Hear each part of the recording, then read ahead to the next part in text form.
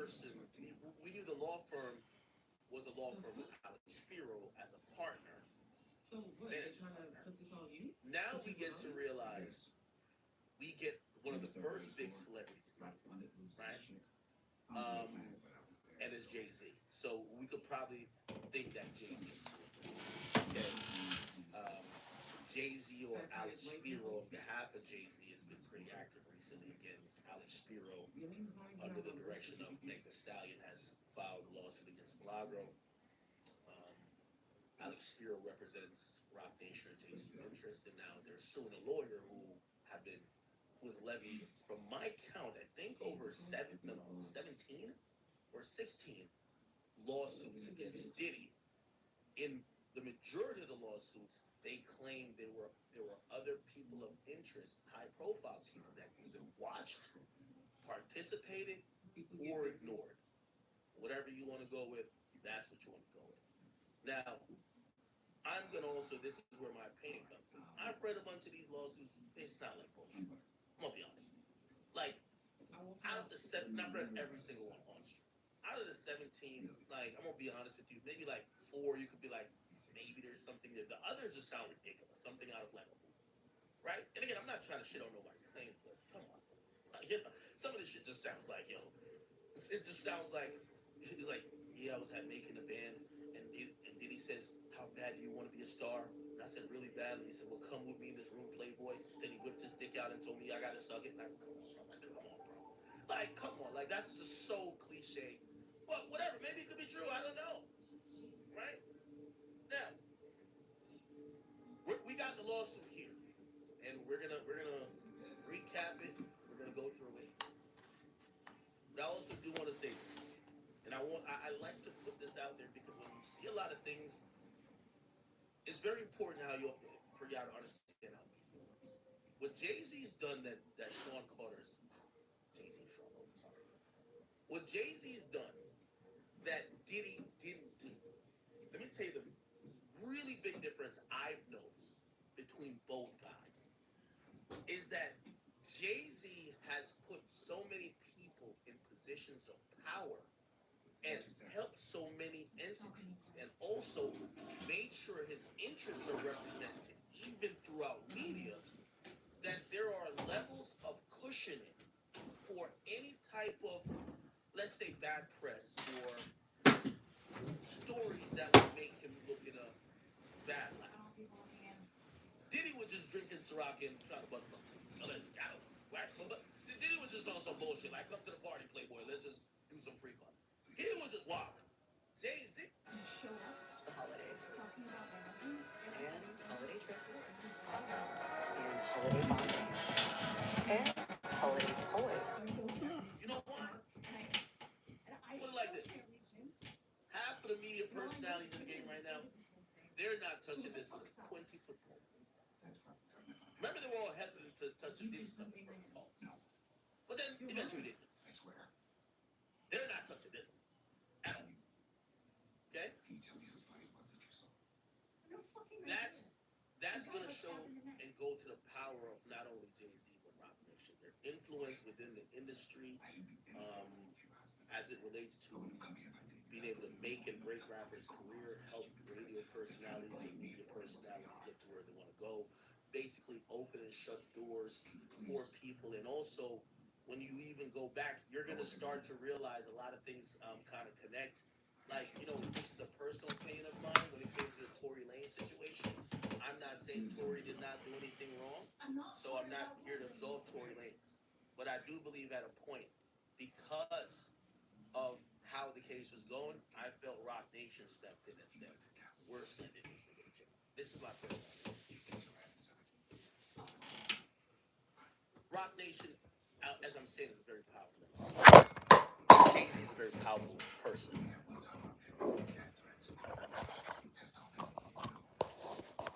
As we've discussed in many cases, none of this shit is like random. Made in America Festival stopped doing like 2 years ago. No more brunches. When you see people doing that, that's like the equivalent of Dirk hearing that there's a snitch and him saying, I'm Muslim now. I'm not BD. You get what I'm saying? Like, they know what's going to happen.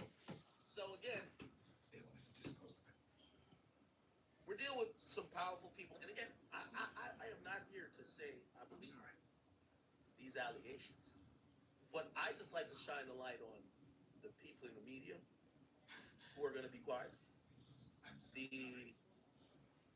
sheep-like fans who only believe that the people that they don't like are the bad guys, because that's going to be the question, right? Like, Diddy was easy to be villainized. Jay-Z's a little bit more up there. His cultural equity is, you can't quantify it. The way he's played the game versus Diddy's playing bingo and tic-tac-toe. And maybe like, what's that shit? Like freak off Twister. Jay-Z's playing top tier chess. Always has, always been. It's a different level. So, we're going to see what ends up coming out of this, right? But also, this is going to be a gut check time for hip-hop, right? Because this idea of so-and-so has a weird case, so-and-so has a weird case. You're going to realize everybody has, every rapper that's a millionaire or billionaire in an industry, and again, I'm not saying none of this is true, they're going to get some type of accusation of some sort. They're all fighting 55 lawsuits for different things. Sure, I fell. Security beat me up. You elbowed me, I fell. Like, all type of shit. So, it's up to y'all, but, you know, we'll go over it, and here we are. So today, there was an amended complaint put in. This lawsuit was originally filed back in October 21st, 2024.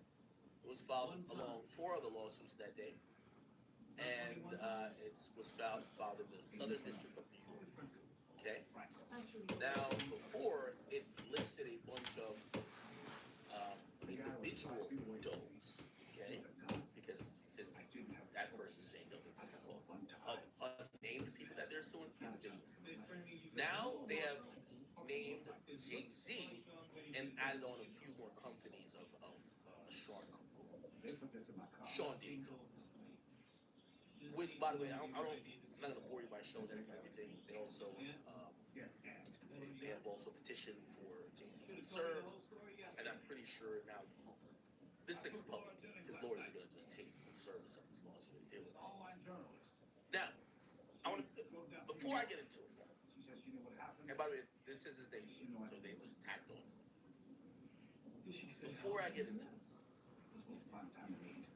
the reason why this whole thing with Jay-Z is a big deal is because Jay-Z is the closest as we could get in the black world to the Illuminati. And when I would say Illuminati, I'm saying facetiously and using it as like a, it's like an analogy. Like, to whatever you think that higher power is, that like super untouchable like level, Jay-Z's the closest to it as we can get. You get what I'm saying? For example, who would be in that man or two? Lucian Grange. If we're talking about music, Lucian Grange, right? This is why people think, yo, Drake must be out here damn mind soon. UMG. Like, that's Daddy Lucian. Oh, y'all call him Daddy. He's the head of the head. Pause. But Jimmy Iovine was accused and sued of some of the same things. It's been damn near scrubbed from the internet. You can't even find it. The case got wiped away. You're never gonna hear nothing more about it. Dealt with it really quickly and swiftly. But that's what, when you get to that level. Now, when you at the Diddy level, yeah, I'm rich as fuck, but I'm arrogant. I think just having cash is the power. No. Jay is moving among a lot of different people that his power is just way more, right? So that's what I'm saying. We have Diddy here. I put Jay right here. Like, he's really of the untouchable ilk. Like how we see Lucian. You know, by the way, there was Lucian Grange was named in one of Diddy's lawsuits, not as a perpetrator, but he was named as a party. Not only him being the UMG leader, but there was an allegation that he attended one of the parties that later on the freak off got happened at. And so they were accusing UMG of sponsoring the party, and they said the head of UMG, Lucian Graves, went there. Universal lawyers don't fuck around so much, and that's what I'm saying. That's the, if there would be Illuminati, that's what it would be.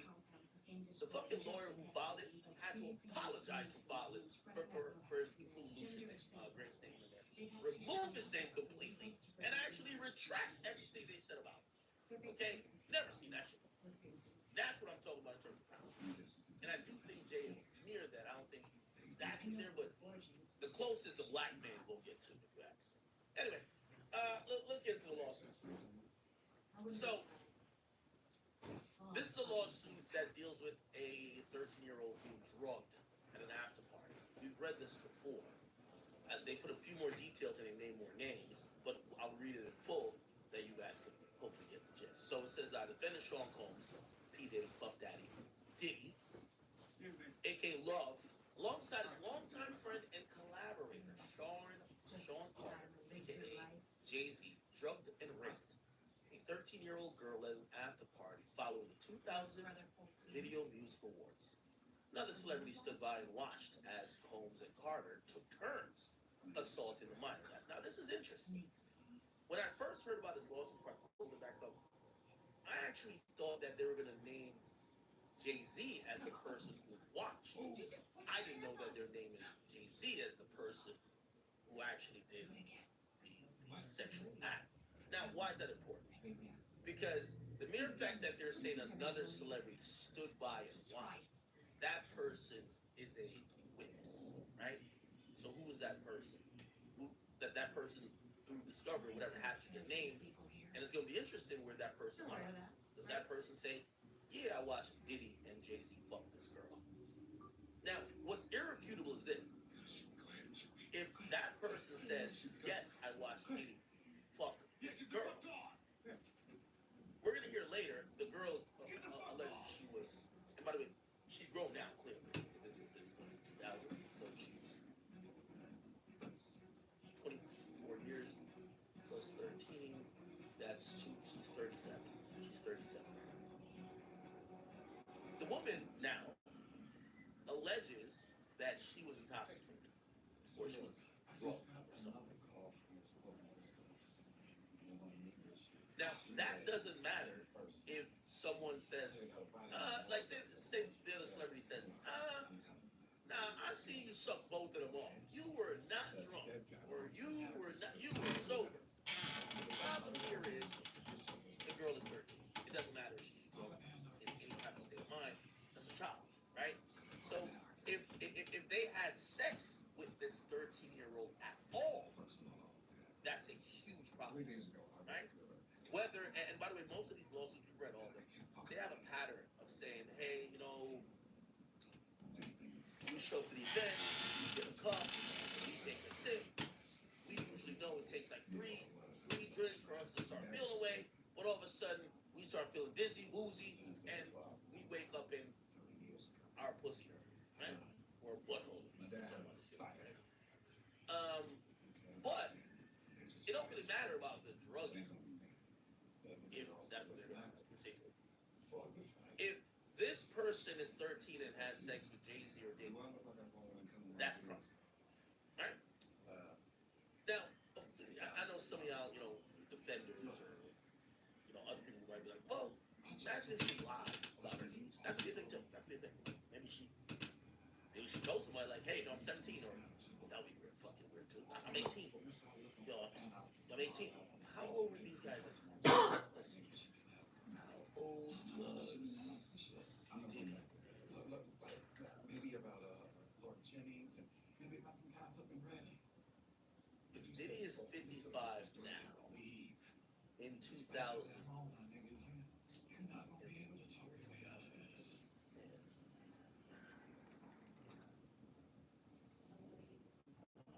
Okay, so we just got to minus 24 years, right? So 24 years, he would have been 31, right? 31, because he's 55 now. He would have been 31, okay? How old was Jay-Z in they're born the same year. Okay. So they're both 31 at the time, right? Now, this is also the very interesting thing. And again, I'm not sitting here. I want people to know this is, I don't have nothing against Jay-Z. I think he don't have nothing against me. And I'm not also making up excuses. I'm just trying to talk out scenarios. These things could be all the way true or all the way false. We don't know. That's why we're trying to think out loud. Could this be a 6ix9ine situation? Now hold on. I know what you're saying. What the fuck are you talking about? Now 6ix9ine, who caught a charge of sexual misconduct or sexual conduct with a child or a minor, or whatever. His story is this: yo, we were inviting chicks over for like a music video and some other shit for TikTok. So it wasn't TikTok, it was Vine back then or something. This girl comes over. She was, I think the girl was like 15 or something. But she supposedly told him that she was of age. So she tells him like, yo, I'm 18, right? So she tells him she's of age. Now, granted, I know what y'all said, bruh. Like, even this one is worse, right? Like, if you're 31 and you can't tell a chick is 13, you're bugged the fuck out, right? This is, I don't know how chicks was looking in the motherfucking 2000s, but come on, ain't no goddamn way. You 31 and you can't tell this chick is not even 15, right? Exactly. But if you listen to the 6ix9ine story, that's what he was. He's like, yeah, we didn't know. We didn't know that the woman was underage because she lied about it, right? Now, I don't think it matters that much, but for some people it narrative in a sense because, you know, when you see these things, you're trying to think of these people. Were these guys really just attracted? Because it sounds wild. Like, if you're attracted to a 13-year-old, that would be the definition as Kendrick. I think even Kendrick would define that as a certified pedophile, right? You know what I mean? The definition of being a pedophile is not just under 18. It's actually the attraction to prepubescent teens. You get what I'm saying?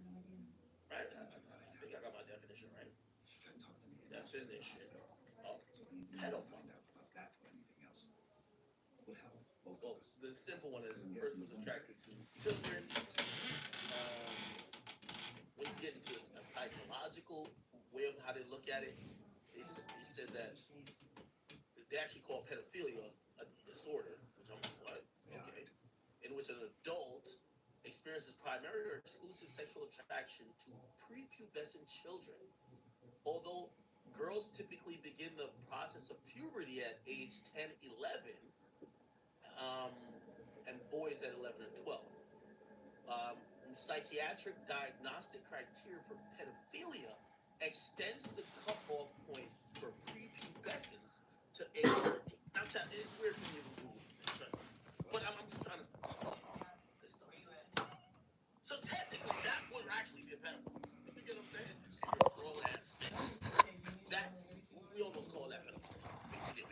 Right? That's weird. That's super weird. Cool. But the actual definition, just to be very factual, is 13 or under. And by the way, I keep having to say it because I know we live in clip culture, so I can't just say it and just stop. Yes, if you're fucking a 14, 15, 16, 17, up until you're weird, especially 30, right? All right. Alright. So, the woman is 13, allegedly. Now, this is another thing. You know, this is this guy Tony Busby's job, and it's his due diligence that he has to take to file a lawsuit. They have to make sure the woman was actually 13 because they're alleging it here. They have to make sure she had some proof of even being at this event or being around this event. And by the way, the event is the 2000 Video Music Award. We've watched pieces of this, and I guess maybe we could corroborate some of the story. Did Jay-Z go to the 2000 VMA Video Music Awards? Did he go there? Let's see. We got here we go. So all of these are from. This is from the 2000 VMAs. Okay. You see Dr. Dre. Let's see.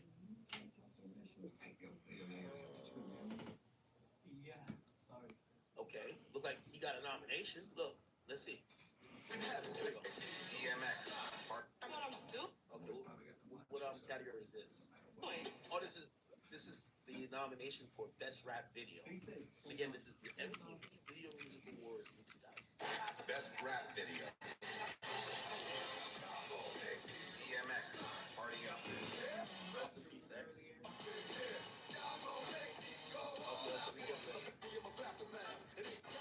Okay, Eminem, Dr. Dre, Eve, Love is Blind. We don't want to get struck. Jay-Z actually, again, this is the Big Pimpin' era. Jay-Z actually gets nominated for Big Pimpin'.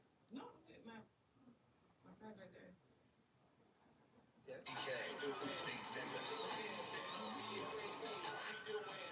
Which, by the way, this is why like a lot of these lawsuits. If you're a fan of hip hop, which obviously I am, you know, you understand different eras are different. But like we're now in the, as Kendrick is gonna call it, the weird kids era. So like everything was cool. Like for example, if you pull up Big Pimpin' lyrics, like you know how people will just judge you off of one action, and just claim you're guilty for something else. Well, if we go by this is why I'm streaming on Twitter because this is how Twitter thinks, right? Fuck what was being alleged and let's look at that. They'll be like, wait, so you're telling me back in 2000, Jay-Z rap, you know I thug him, fuck him, love him, leave him because I don't fucking need him. Take him out the hood, keep him looking good. But like they'll read this, they'll read all of this and be like, oh, this thing's killed.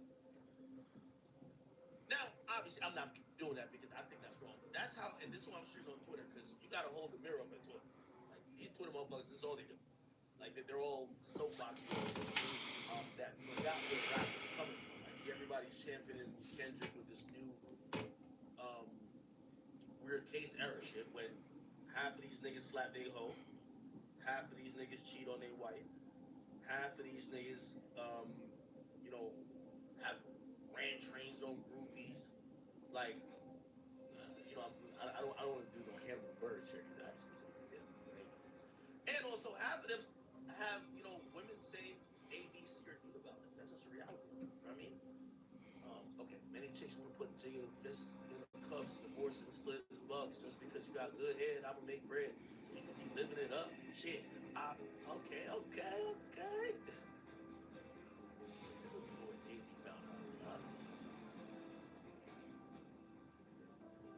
I'm a pimp in every sense of the word, bitch. Better trust and believe me. In the cup where I keep him till I need a nut, till I need to beat the guts. Then it's beep and I'm picking them up. You picking them up on preschool or no? Let me see. Let me stop. Okay. Alright. So, he was nominated. I'm trying to see if I can see a video of him being there. The MTV video.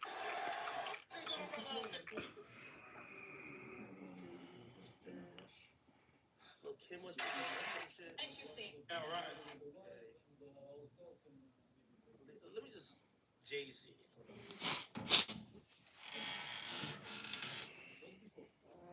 Aaliyah won. Aaliyah and Beyonce. Look at this. What's up? Oh, Jay-Z was having the time of his life. Jigga! It's your boy. I think it was having the time of his life. God rest his Aaliyah, man. Who you looking for? Seems. I can't find a video of Jay being there. So, we like to fact check things as we're reading it. But if y'all have a video of Jay being there, y'all can let me know.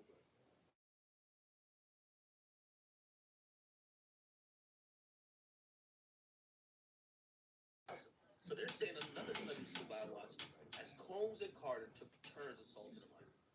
Many others were present at the after party, but did nothing to stop the assault. Combs has been allowed for years to conduct himself in this manner without any consequences. He believes he's above the law. He is not. His close friend, Sean Carter, has been with Combs during many such instances.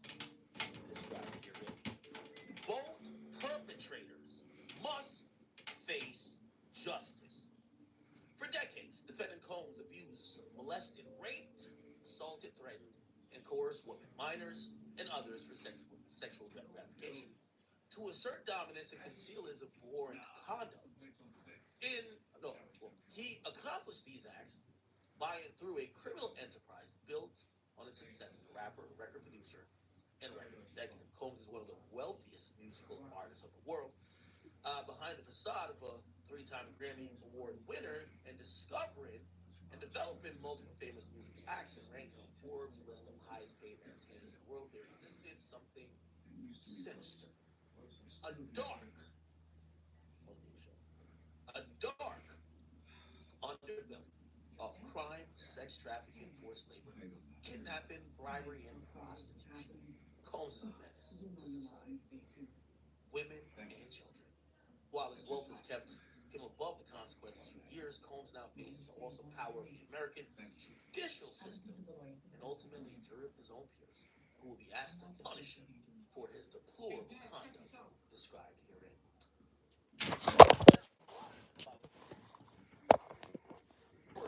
Threatened to cut off the same and using intimidation,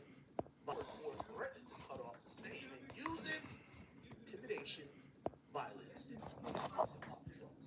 Combs particularly fancy the use of the popular date rape drug, Rufinol, or GHB, to commit the heinous, non-consensual acts of violence and rape onto countless victims. He would often secretly use the drug in an alcohol beverage served at his parties. Party goers were forced to consume the alcohol beverage containing GHB, either prior to or entering Lex, what up? party. There is also an allegation of Combs dousing victims in lotion,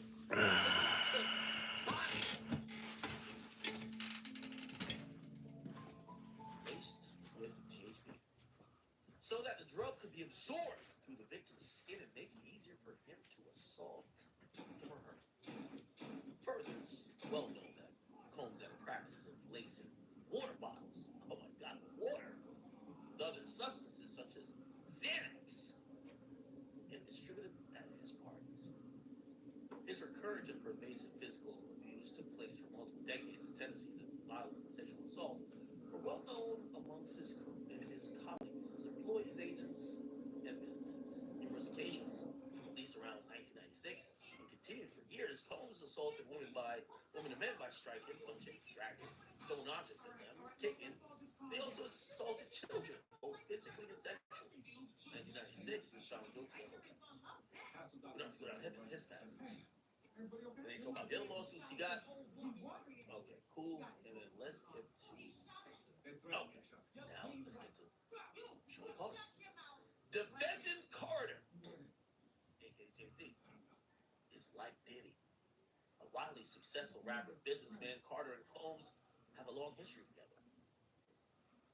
Carter met and began collaborating musically with Combs in the 90s.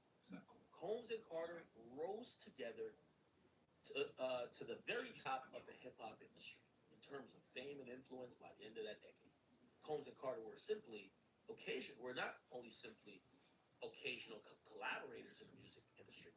The two men developed a close friendship that has been well documented from the late 90s to the present. Together they attended countless music industry events for each other's businesses, adventures, parties and after parties. Indeed, the two are apparently so close that Combs stated in 2023 that Jay-Z is the only person other than Diddy's own mother who's allowed to call him by his legal first name of Sean. In 2000, near the height of their fame, power, and influence, Combs and Carter attended the 2000 Video Music Award in New York City.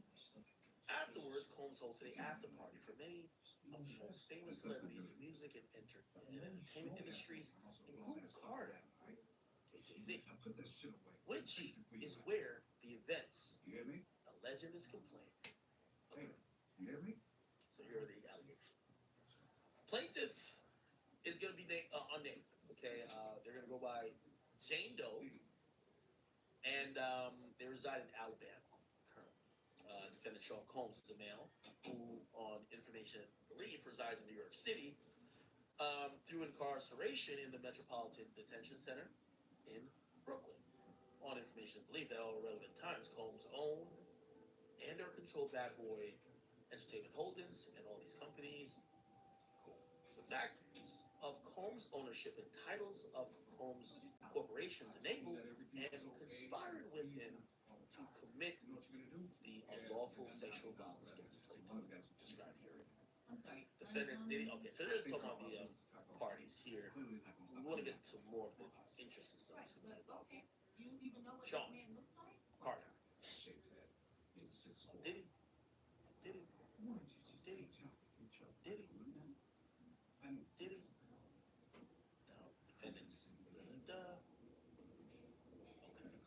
So it's organizational dose and individual dose, and then now we're back in Sean Carter. Defendant Sean Carter is a male who, on information believed, maintains his residence in both New York and Los Angeles.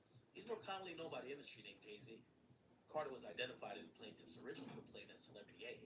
Prior to the filing of this amended complaint, Carter has received a letter from the plaintiff's counsel requesting a mediation to resolve the matter, aka Jay-Z, A the fuck up, or refill your name. Okay?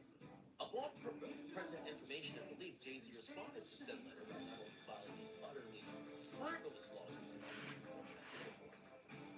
Jay-Z is the person who initiated that lawsuit.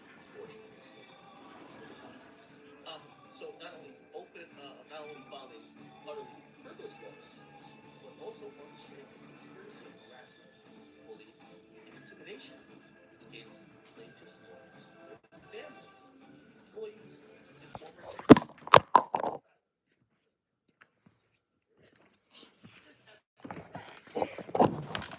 and the spread of accounts never failed. The plaintiff chose to file a complaint as a result of the egregious conduct perpetrated by Carter. Each of Combs Corporation aided and abetted Combs in committing the unlawful sexual violence against the plaintiff are alter egos of Combs, completely dominated by him and used by him for his personal interests to engage in wrongdoing, which later on the plaintiff and others, and serve or have served as vehicles for Combs to move and dispose or insulate assets, including in connection with his criminal activities, and to avoid compensating victims of his many crimes, including plaintiff. Okay. Then they basically say they're going for over $75,000. They don't have to list how much they're going to sue for. They're leaving that up to the judge, or they can later put in a request. All right, and on a jury case, get that. So here's the factual allegations. So around September 7th, 2000, plaintiff, who was then 13, had a friend drive and drop her off at the City Music Hall. Now, is anyone here of age? Obviously, age, right? Does anybody remember, like, being into music back in 2000? Or back when VMAs used to be popular? I feel like these days, BET Awards happen and nobody really talks about it. Back then, the MTV Music Awards were the biggest thing possible. Now, I personally think it's weird if a kid is showing up, but they used to, it felt like some of these award shows, they had like little kid fans of these artists there. Like, oh my God, Beyonce, oh my God. Like, I felt like that was a thing. But I would still imagine that your parents, I don't think you're just showing up by yourself. So that's a little sketchy to me, but it is what it is. So this 13-year-old shows up, and her friend dropped her off near Radio City Music Hall, and that she could try to attend the VMAs. Now, also interesting, she doesn't have a ticket. Attending the VMAs was on the plaintiff's bucket list. What's your dad? That's also a little bit odd because Look for a friend of mine. you're 13. You don't have a bucket list. Your life is just beginning. Whatever. And she believes she was paying attention. Plaintiff arrived at the venue and saw large crowds gathering.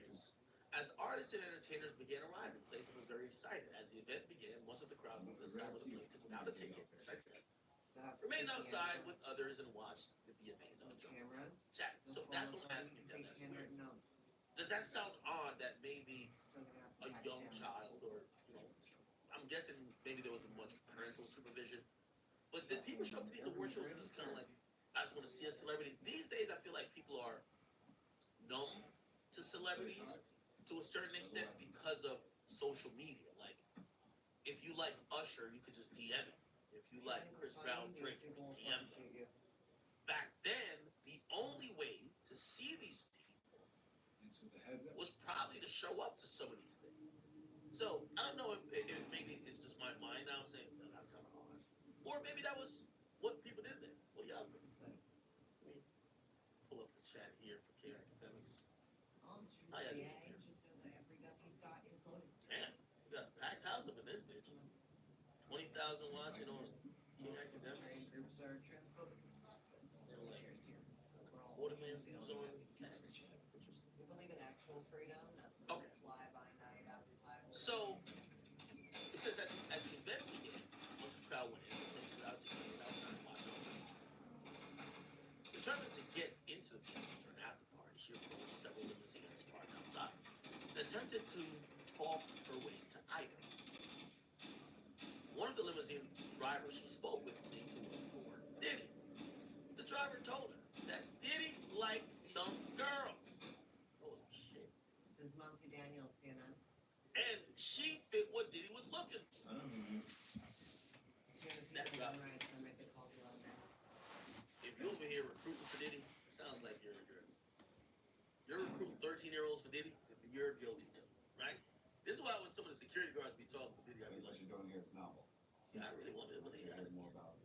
Y'all niggas was always off shift when he was doing the fuck shift. And while, okay, fit what Diddy was looking for.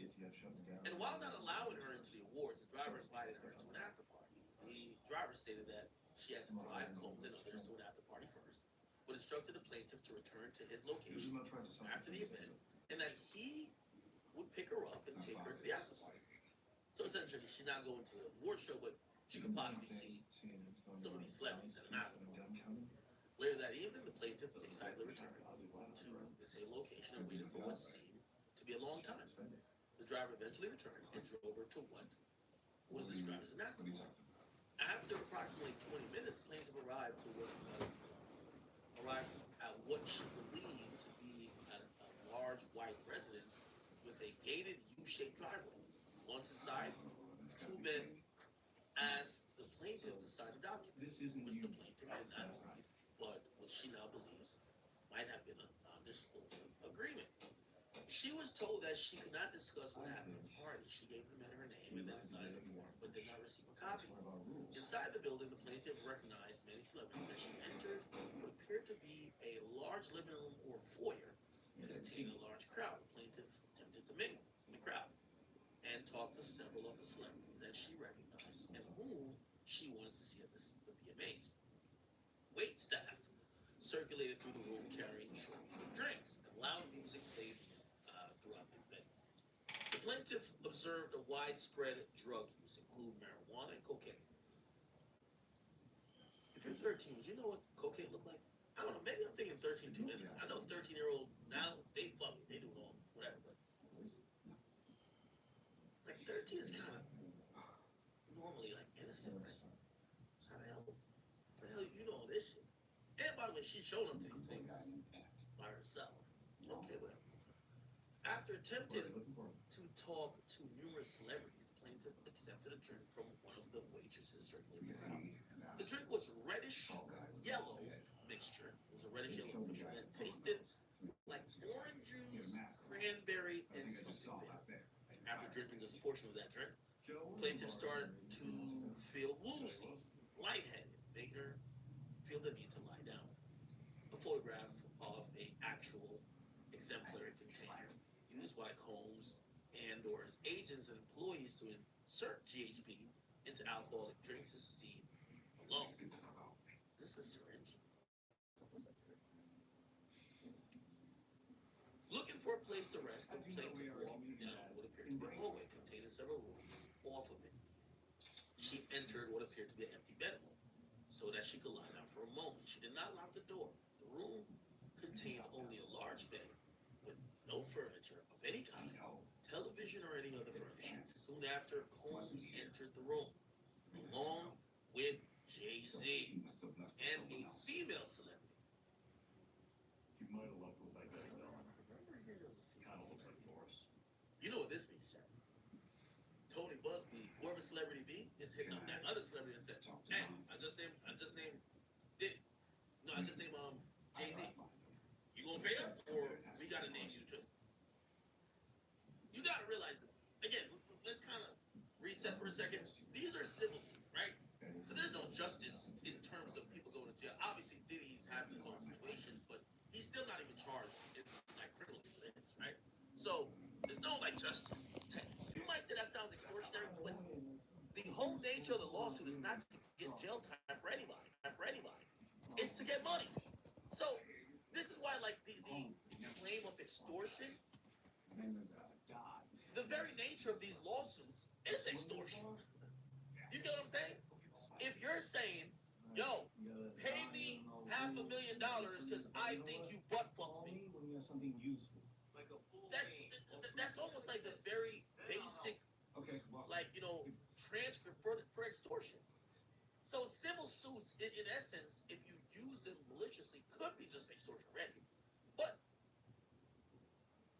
what Jay was filing against Tony Busby is him saying, "Yo, you're asking for money that your client doesn't name us in the lawsuit." And I think this is what Tony Busby's whole take of this thing is going to be. Well, you were never going to go to jail. We were asking you for money regardless. Like, yeah, this is not extortion. We're not asking you money to not be included, because even if you are included, we're still asking for money. We want money. That's the whole point. We want your money. And here's the thing too. Jay-Z's a very, very big fish. I have to imagine. Let's think about this, Jack. They've heard about alleged other people who are trying to do the same to Jay-Z. So this isn't a one-off. Jay-Z's been around, right? Tony Busby knows what that's worth. How would he know? Look at Diddy. Allegedly, when Diddy had said he's stuck between $10 to $50 million. Who has the pockets that's even larger than Diddy? Jay. And he's never been named till now. So you know what? They probably went to him and said, "Bro, check this out. Look what happened to Diddy. Don't make the wrong choice, brother. Don't make the wrong choice. Diddy made the wrong choice. He went to jail. How about we just settle? Give us 15, 20 mil. It'll never come. Right?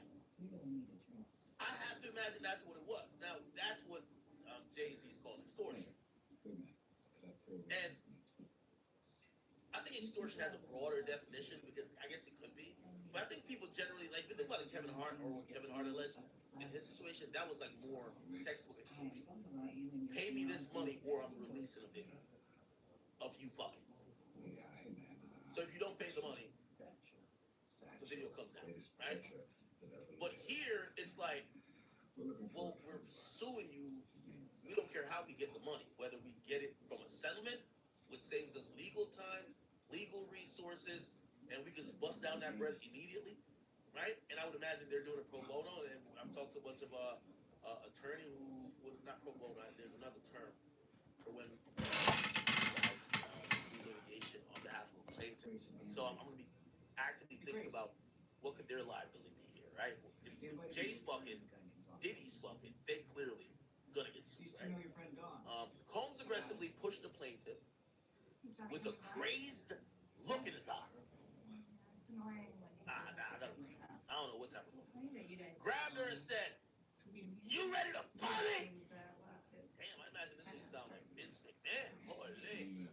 So Combs then threw the plaintiff towards a wall, causing the plaintiff to fall. The plaintiff got back up. Okay, this is like a wrestling match. Threw her against the wall. Plaintiff got back up and stumbled, at which point Combs grabbed her again and threw her on the bed. At that point, Combs began to remove the plaintiff's clothes as she grew more and more disoriented. The plaintiff was then held down by Carter. Oh, wow. Wait, read it again. So Diddy threw the 13-year-old towards the wall. The 13-year-old fell. I think so long as you keep contemporaneous accounts. The 13-year-old gets back up. Combs grabbed her again, threw her on the bed. At that point, Jay-Z began removing the girl's clothes. As she grew more and more disoriented, the plaintiff was held down by Jay-Z as he vaginally raped her while Combs and Celebrity B watched. After Combs finished, so I guess Combs got it. Pause, I guess. He stepped back towards the wall. Probably had some post-nut clarity. Combs then stepped forward. This is nasty. Again, we don't know if it's true, but this is nasty. You know why? Because if we're going by the MO that they're saying about Diddy, remember, we just heard a scenario. They said Diddy throw the girl on the wall. Then throw her ass on the bed. Jay-Z holds her down on the bed and starts taking off her clothes and fucking her. And Diddy, they're all in the same room, but Diddy's behind. We all know Diddy was jerking off looking at Jay-Z's butt, right? We all know. Come on. Like, y'all, we heard the stories now. Like, Diddy been whacking off in the corner for like 20 stories now. We know he's watching Jay-Z. Like, he's not watching the girl, he's watching Jay. Jigga man, Jigga man, what? Like, yeah, come on. Just think about it, they're describing it. Look, the mere fact, they're saying that Jay-Z had to step up, which means he was behind. No, not Jay-Z. I mean, Diddy had to step up because he was behind Jay-Z. No, Diddy was jacking off to Jay-Z's butt. That's a fact. All right, let's not say it's a fact. It's what's alleged, okay? And we're gonna assume. It's crazy. Okay, so Combs. All right, cool. Bet. Listen, Combs then knocked the plaintiff down. Okay, so for the ones who get it done, the most important partner is the one you need now, and the best partner is the one who can deliver. then he had sex with her too, while Jay-Z and Celebrity B watched. Okay? Now, I think so. Celebrity B is a female. Sounds like this was going to be a foursome or something like that. If this happened, right? Celebrity B is a female. I wonder why we're not hearing about any sexual activity with her. She's just watching us. Okay. All right. Cool. All right. Plaintiff was held down by. Okay. After Carter noticed on her way to the party. Female clerk noticed her distress and allowed her to use the phone. She called her father, admitted that she lied about her whereabouts, and asked him to pick her up. The plaintiff's father arrived to pick her up shortly before dawn. Now, I had a source of contention with this part of it when I first read it. So you're telling me your daughter snuck out, lied to you about where she's going, went to not only the VMAs to stand outside, but then gets brought by a limo driver to an after party where supposedly she gets drugged and Jay-Z and Diddy rape her while there's another celebrity watching in the room. She somehow wakes up out of this blur of a stupor and just start punching, grabs her clothes, runs out of the whole residence, runs down the road to a fucking, it's like a scary movie at this point, runs down to a gas station, calls the father shows up, and you're telling me your daughter tells you that all this happened, and you ain't say, oh, it should have been two things. Let me go get my gun, I'm about to go murder the niggas. Or, bring me back up to where you just came from. I gotta see them niggas about this shit. That's the only thing I'm like, that sounds crazy. I mean, the setup's all. That sounds crazy. I'm really disappointed by that. I'm wondering why the father wasn't like, I gotta go see them. Fuck that. Or be like, you know what? Let me get you home. And then the next thing is, what father doesn't take their daughter to the hospital? Now, it doesn't necessarily mention if they did or they didn't, but they leave it out of the lawsuit. But these are obvious questions. So you as a father didn't try to go get your little dirt on and slide and get revenge. Okay. You as a father ain't bring your daughter to the hospital. You as a father, like, you didn't make a stink about it at the time? Like, you just were like, okay, all right. You lied to me. That's what you get. Let's go home. What? You know what? That sounds crazy. I still don't remember. You sound a little bit crazy, right? Am I tripping? The owner's name was Don something. What y'all think? Don something. All right, anyway.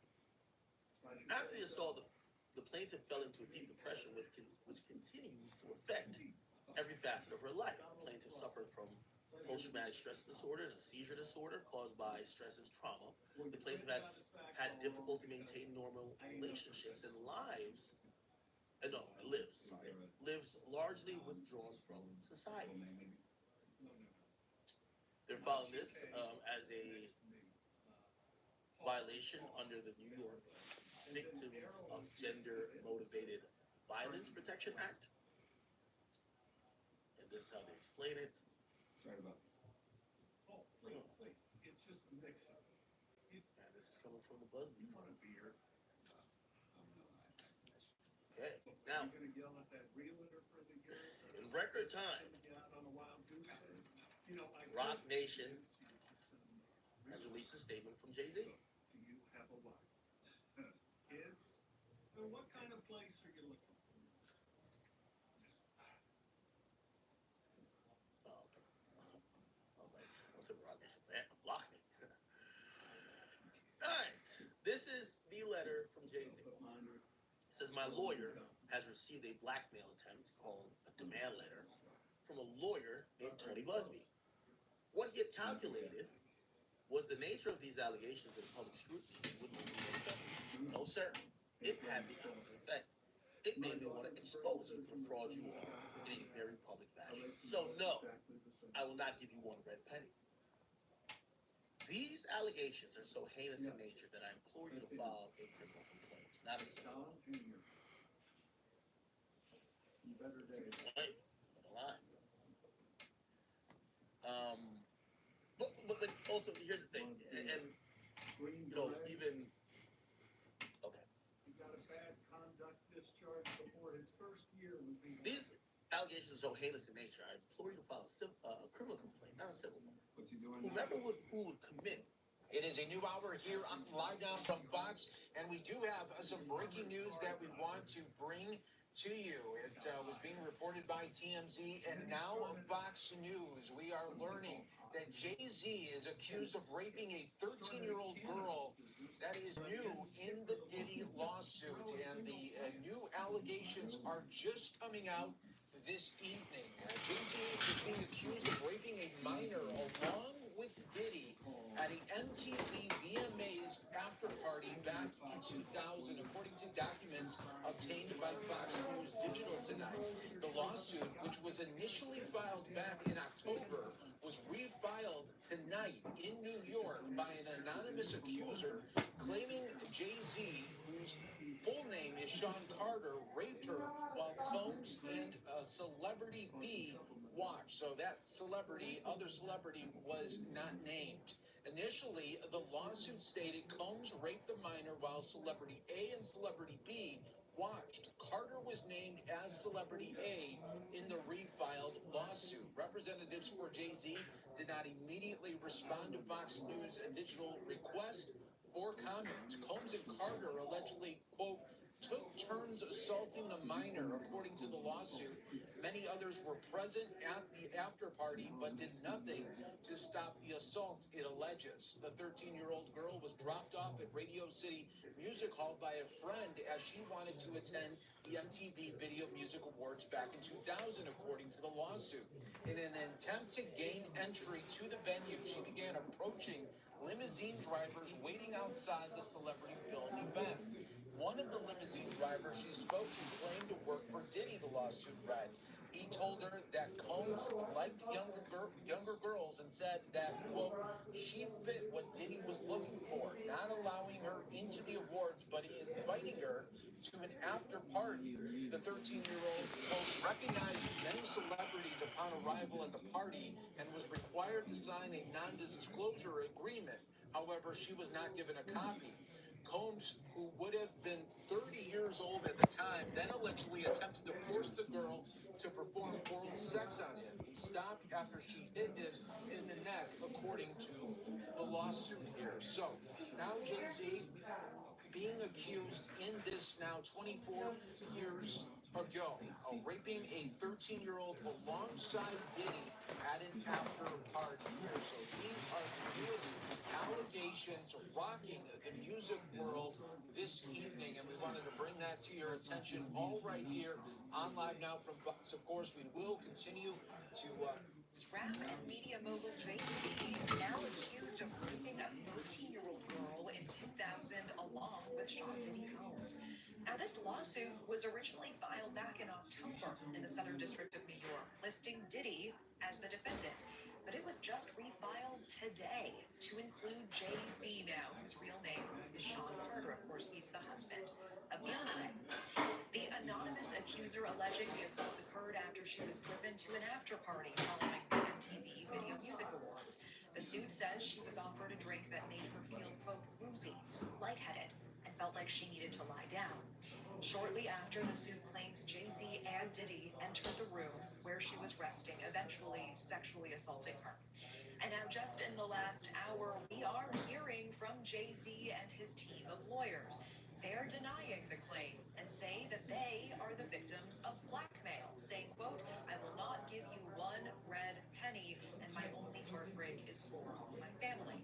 Joining us now to break this all down as it's happening, News Nation law and justice contributor, former FBI special agent, Jennifer Coffindogger. Jennifer, thanks for staying with us on this.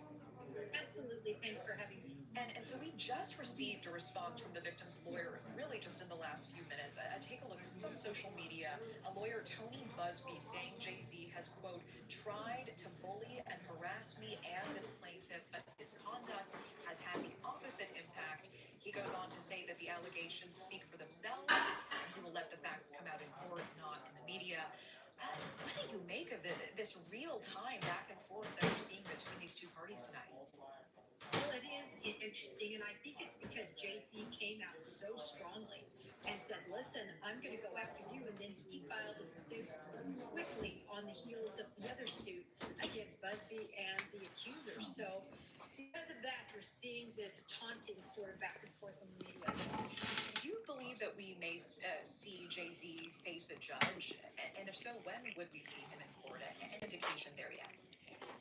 Well, we're definitely going to see him, I believe, on this suit. There are so many details. You know, they describe a house, a driveway, another woman being there. They discuss about a driver taking her.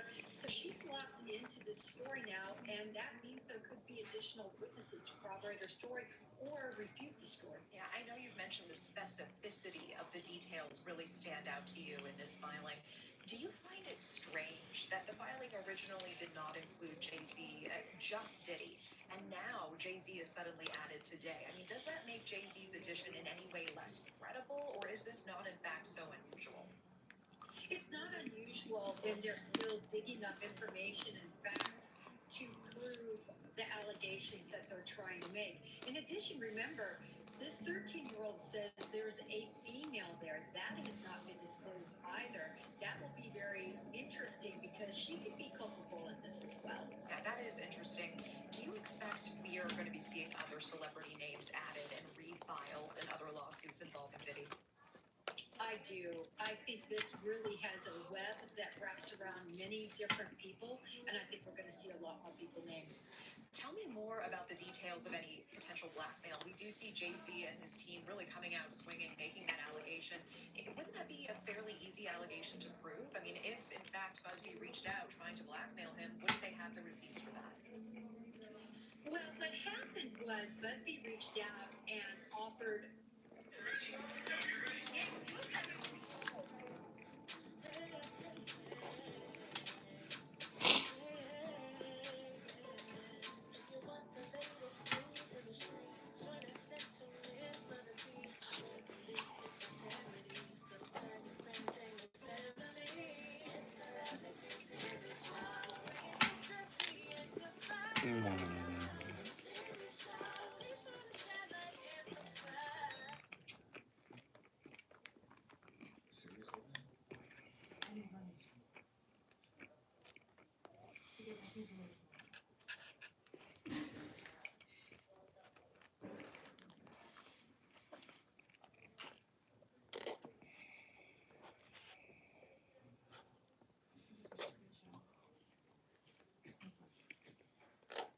If you know this channel, let me correct you though.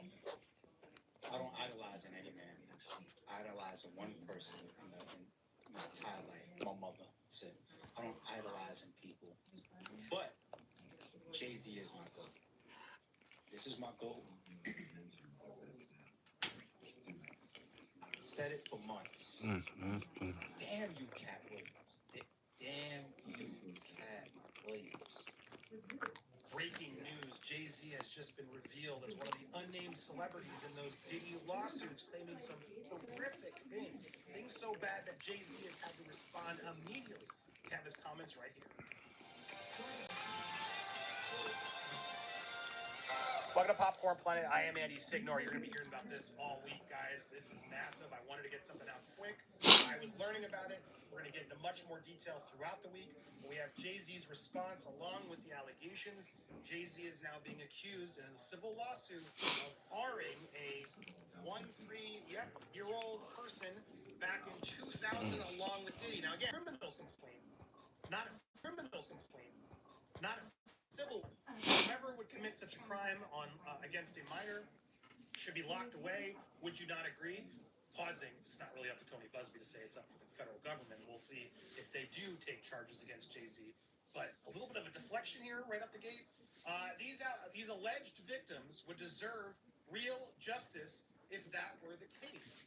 The lawyer who I have done a bit of research on seems to have a pattern of these types of theatrics. I have no idea how you have come to be such a deplorable human, Mr. Busby, but I promise you, I have seen your kind many times over. I'm more than prepared to deal with your type. You claim to be a Marine. Marines are known for their valor. You have neither honor nor dignity. Ouch, she's really going for it. My only heartbreak is for my family. My wife and I will have to sit our children down, one of whom is at the age where her friends will surely see the press and ask questions about the nature of these claims and explain the cruelty and greed of people. I mourn yet another loss of innocence. Children should not have to endure such at their young age. It is unfair to have to try to understand inexplicable degrees of malice meant to destroy families and human spirit. My heart and support goes out to true victims in the world. We have to watch how their life, their life story is dressed in costumes for profitability by this ambulance chaser in a cheap suit. You have made a terrible error in judgment, thinking that all celebrities are the same. I'm not from your world. I'm a young man who made it out of the project of Brooklyn. We don't play these types of games. We have very strict codes and honor. We protect children. You seem to exploit people for personal gain. Only your network of conspiracy theorists, fake physics, and who believe the idiotic claims you have leveled against me, that if not for the seriousness surrounding harm to kids, would be laughable. Look, I'm all for coming out hard and being aggressive in a response. This ain't it, man. There's so much deflection in this. There's so much attacking in this rather than trying to get to the fact of the matter. If I wasn't even there and whatever. Plus, you have to add the fact that Jay-Z still hasn't condemned Diddy, his best friend Diddy, and it's clear that it happened. Why wouldn't there be a criminal case? But that begs another question. Will there be? Could there be one coming up? Could this all be part of the FBI's game to sort of level out how this plays out with these celebrities, how they react, who else comes forward? They try to rally more evidence. They've made it clear more's coming. And then you have to add the whole Diddy of it as well, because Diddy's now behind bars. Is Diddy going to try to throw away Jay-Z and throw him to the feds, trying to get a little less sentencing? There are so many things that can happen now that make this scary for Jay-Z and Beyonce, no doubt. Made me very curious as to what's going on. These are not, small claims. And he's coming out strong, but he's had a very strong relationship with Diddy. We've had many people come on this channel and say that they're more connected than he'll ever admit. Now, I can't confirm that, nor am I trying to confirm that. I don't know. But I know he's definitely not going after the people who are really spreading. It doesn't matter if they have money or not. You should be shutting them up to prove it's BS. Prove it. Prove it, Jaguar. Prove it. All these people who've gone out there bravely calling this man out. And a lot of people have been calling him out. So I don't know what to believe, dude. All I know is you two were extremely close. Extremely close. And I do not trust this man. So I'm sorry, Jay-Z. I'm sorry, Hova. I don't trust you either. So this whole, this is laughable. My poor kids, blah, blah, blah, blah, blah. It's not working out. I need more than that. I need more than that. I appreciate the aggression of I'm innocent, leave me alone. Then you should have named it immediately. I would have had more respect if Jay-Z had come out immediately after Tony's pleasure and just admitted this is nonsense. I'm not involved. But the reason Jay-Z hasn't been able to do this is because he hasn't condemned Diddy. He has not condemned Diddy, and that, to me, was his first error. And this should mark all celebrities who were paying attention. You took too long to condemn Diddy.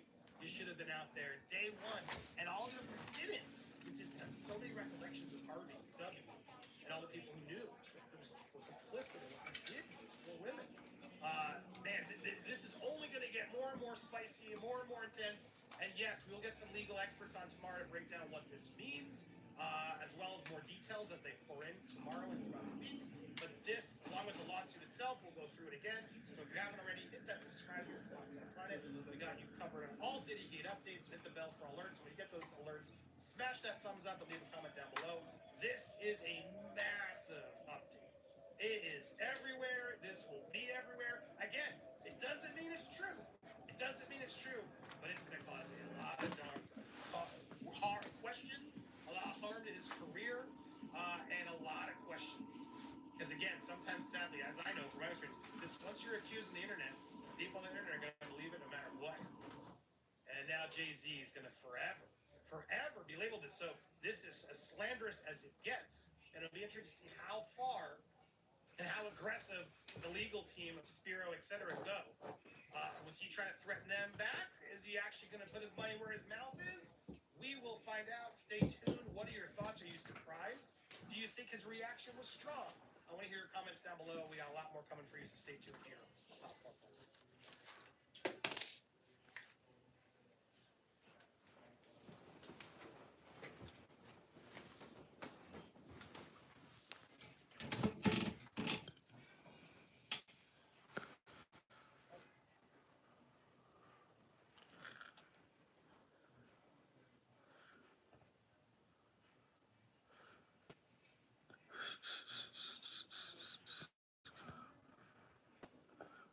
Damn, 35K.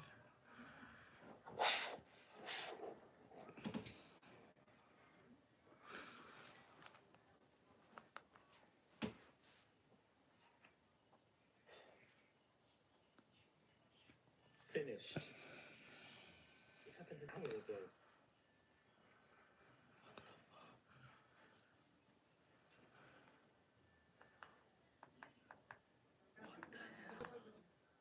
What the hell?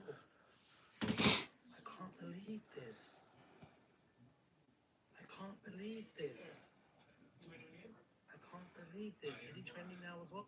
Today on the Trend Out Loud podcast. We knew this was coming. Breaking news. Jay-Z has officially... I think it's time for us to address the elephant in the room. R. Kelly was the first corporately sponsored pedophile. Everybody knew. Once it came out on R. Kelly, Jay-Z fled the scene. Point was, he knew all the time. For 20 years, Jay-Z refused to speak out against R. Kelly, but his former partner, Dame Dash, won't stay silent. Aaliyah is key to everything. You did not look hard enough. Remember Aaliyah's album? AJ You know, we all know we're family at Rockefeller. Jay's my best friend. I'm not ashamed to say it.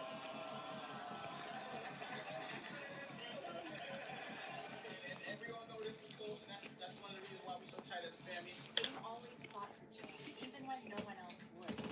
I took it more personal than business because I was fighting for my friends and my brothers as opposed to people I didn't know. This is the man that came in the corporate offices, and when they was robbing us, he made sure we got what we were supposed to get. And we built this from nothing. Nothing. So nothing that we can see our way through. But when Dame met Aaliyah, everything changed. She was one of those people that if she did something first, everyone followed suit. She was a very forward thinker. Now, not only do you have your self-titled album coming out, you heard that you have been confirmed Matrix 2 and the Matrix 3.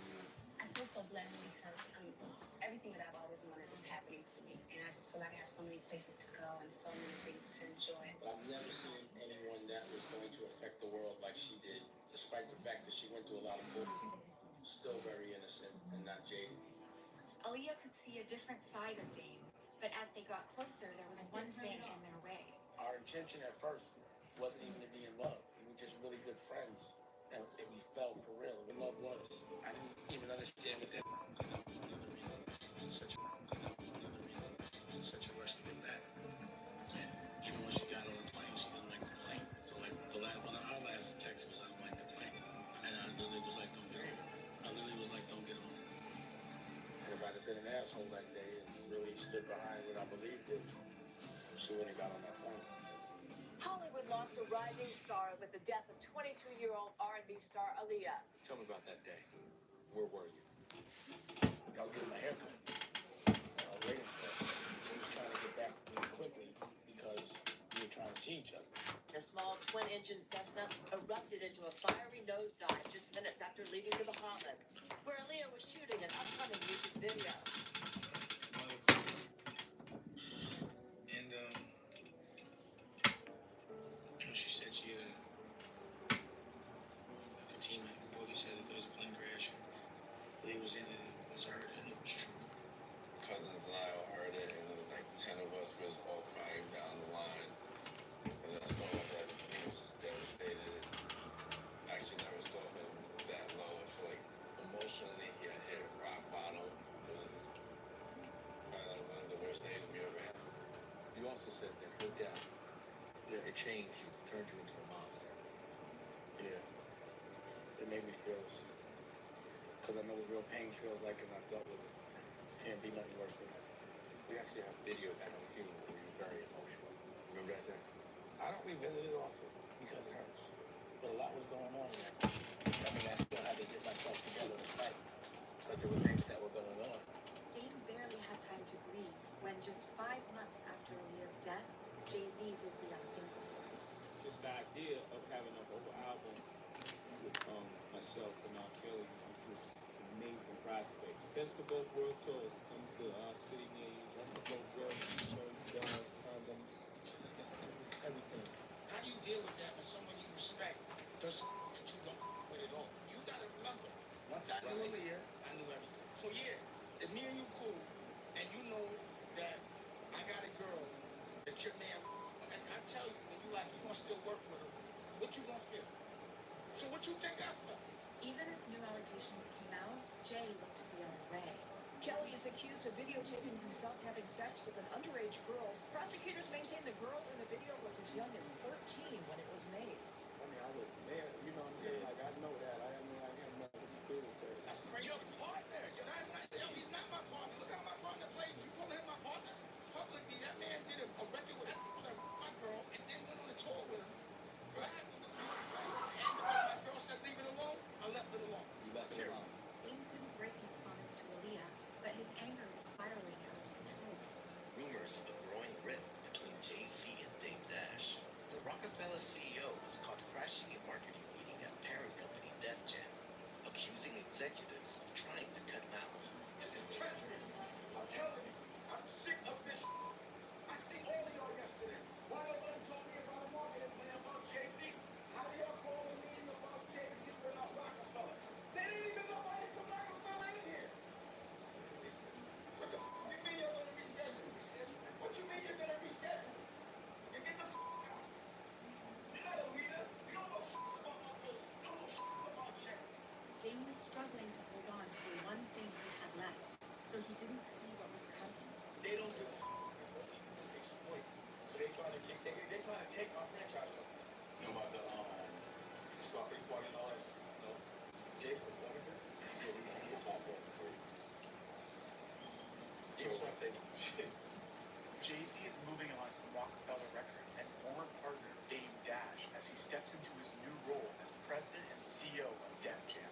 It's not a beef, it's just growing. And sometimes growing means growing apart. It's part of life, it's part of growing up. But you know what's crazy about that meeting? In my heart, I had no idea that Jay set that meeting up. That he set that meeting up. As Jay-Z left Dame behind, people couldn't understand why Dame was stuck in the past. Dame was abrasive. Dame burned a lot of bridges. I burned bridges so I don't have to go back. I think that Dame is bitter now because Jay-Z is a fully megastar brand, married to Beyonce. Aaliyah is gone. Will you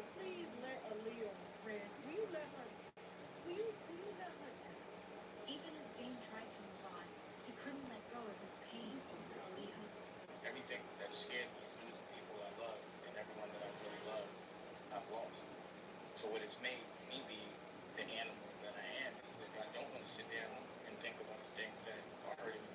Your secrets are about things you don't express to me. When it comes to feelings, you don't get to go around the feelings, you have to go through them. The question's how. When an explosive documentary exposed R. Kelly, Dame came face to face with the pain he'd been holding back. Allegations made by more than a dozen women in the surviving R. Kelly docuseries, accusing the singer of holding them captive, brainwashing them. Prosecutors say 3 of his alleged victims were minors. I think I can't really talk about being abused. This like brings back memories, and that's very painful to have to talk about it again. I wish that Aaliyah's family would speak, because I think there are so many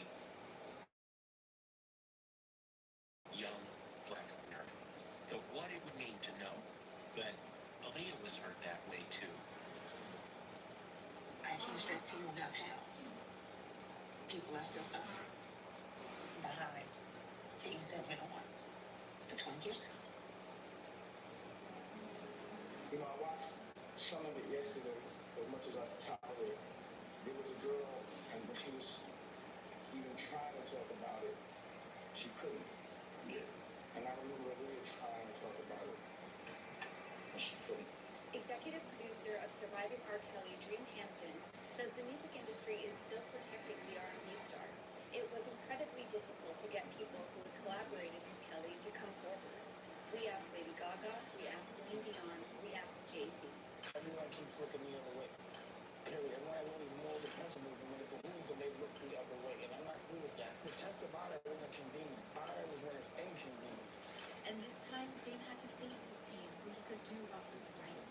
It's time for us to take responsibility for empowering and looking the other way over the just. Aaliyah's former boyfriend, Dame Dash, is one of the first celebrities to publicly speak out against R. Kelly. If like people would have protected Aaliyah, so many other girls wouldn't have got touched.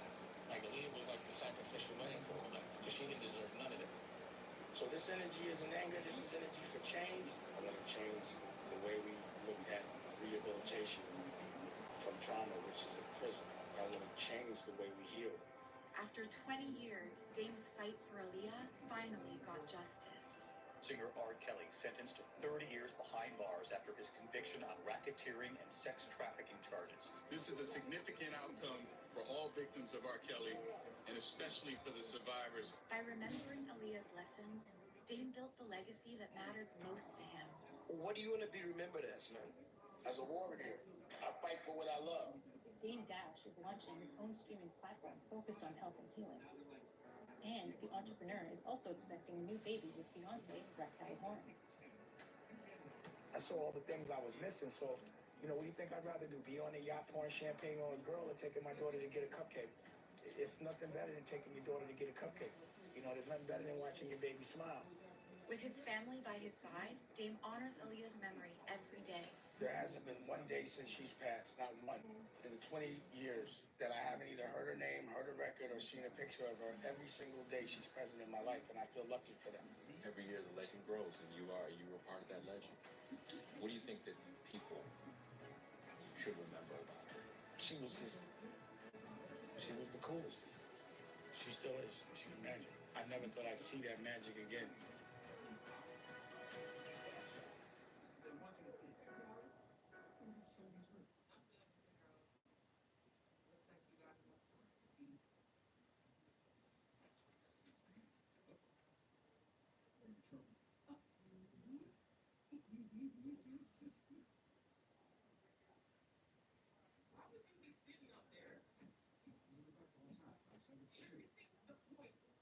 Everyone you come in contact with is in danger.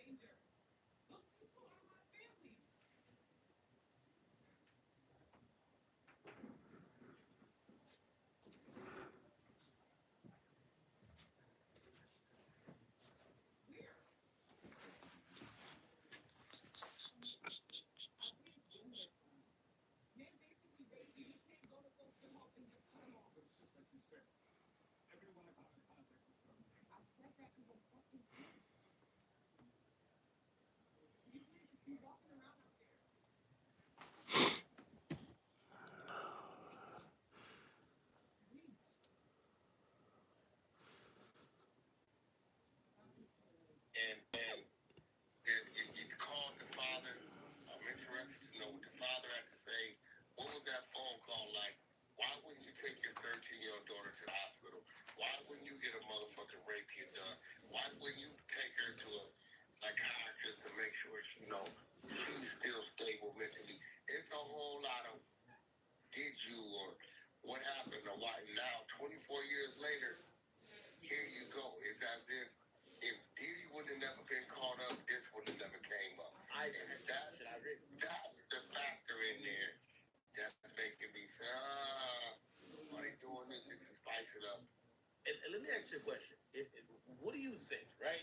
You know, you're a father of multiple. You've been a husband. What do you think that conversation inside the Carter household is? Do you think, obviously this is old. This might have been before you met Beyonce. I don't know when he met Beyonce. Do you think the worst thing she can do is question him about this? If she questions him about this, it's gonna cause friction in the household. We've never heard the only time we heard about a problem between Jay-Z and Beyonce was when she in the elevator. Well, the elevator came out, but even then, him and her weren't arguing the scene. It was the sister, but when she came out on the Lemonade album and said, "Oh yeah, he cheated on me with Becky with the good hair," but we've never seen she's not the person to air him out. She don't expose him.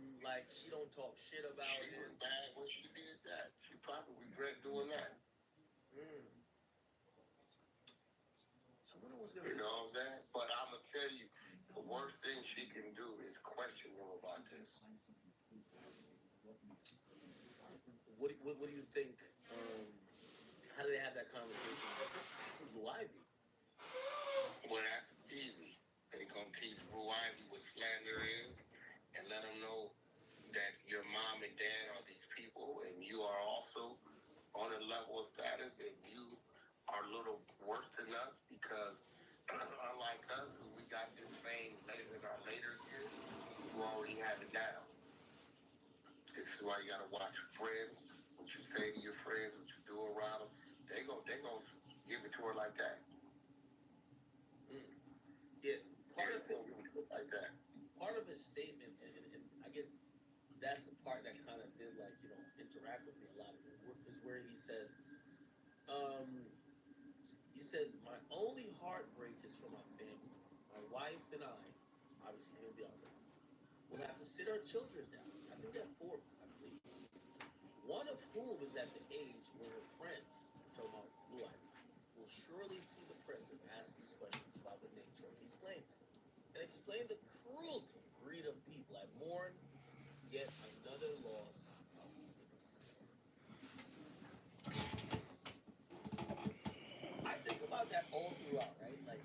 I think about that in every rapper. I also hear someone. I kind of agree.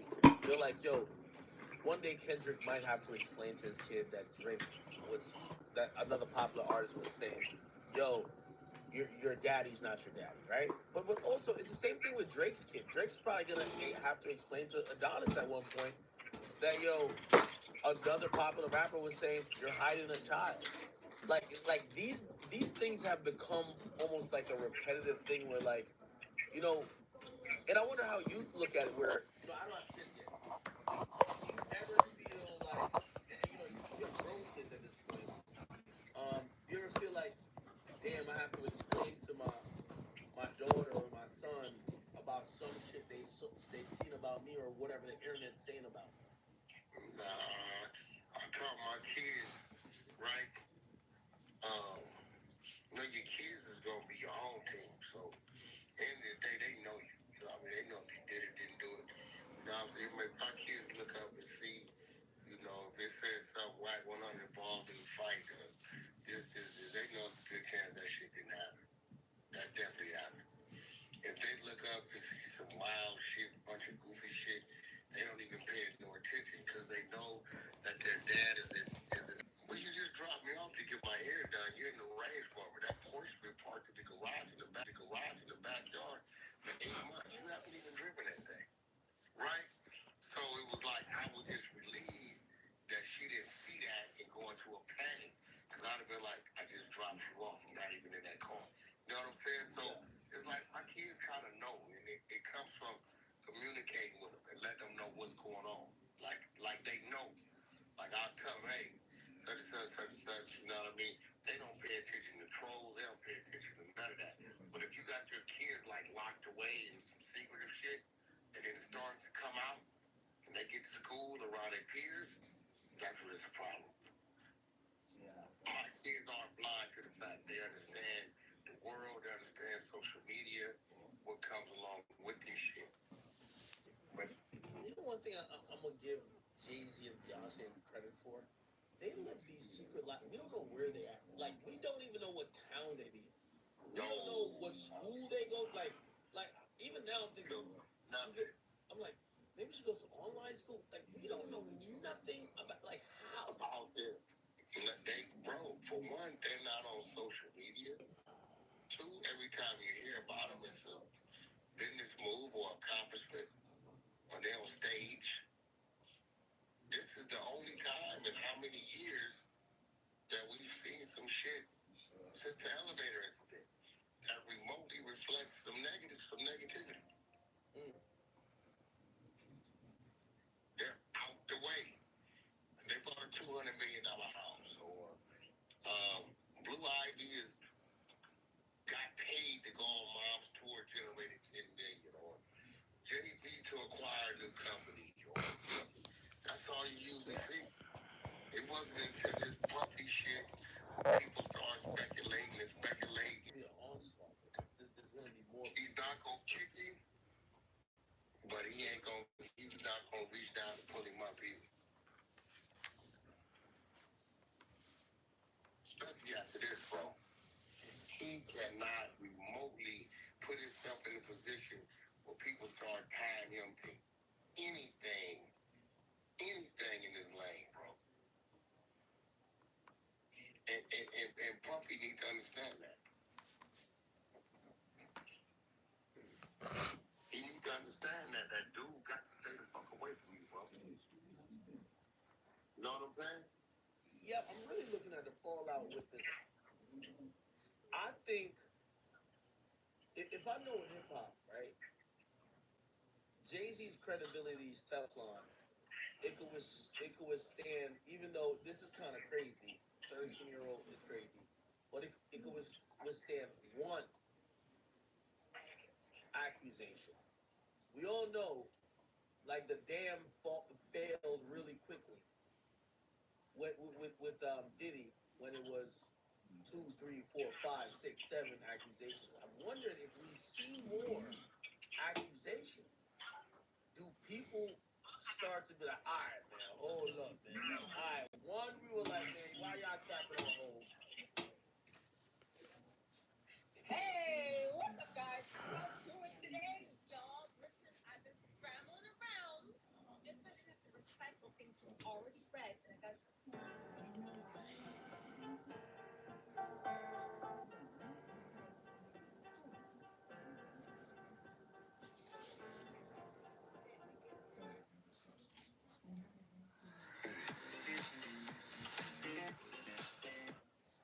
Mustache. The man's so scarce. His mustache. Look at this dude. I have never seen whiskers for a mustache. Look at this dude mustache. What the fuck is this? What is this? Damn. The man can't grow up. So you can grow all this shit up here. You can grow all this shit up here. But you can't grow nothing right here, bro. Nothing. This dude looks strange. This man looks strange, man. And we've been living our life. Oh, he's the best rapper alive. He looks like this. We all got whatever fuck. We all got a stunt double, whatever fuck they call it. We all got one of those. What they? And is that fucking baby a real fucking baby? And is that fucking baby a real fucking baby? I don't give a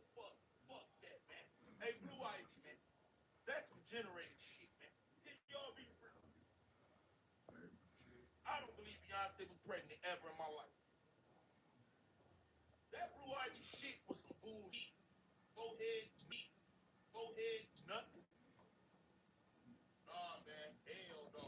No wrong. Girl with Sade Cone. Dog. So let's do the math. Let's do a little bit of math. How old is Jay-Z? Jay-Z age 55. In 2000, he would have been 30, about to be 31. When he was 30, how old is Diddy? Diddy age.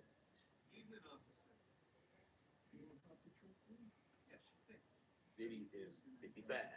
So they the same exact age. So these two 30-year-old niggas running around and being accused of R-wording and assaulting a 13-year-old girl. Now,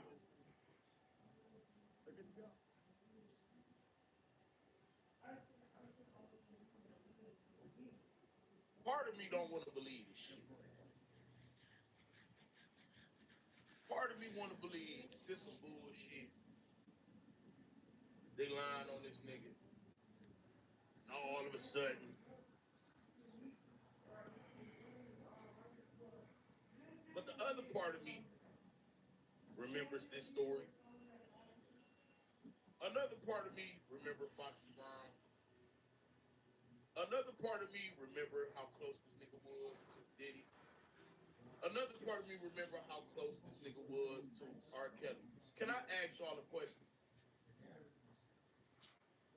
Brown Skin B said money grab. You got one more time to say something, I'm gonna block your ass.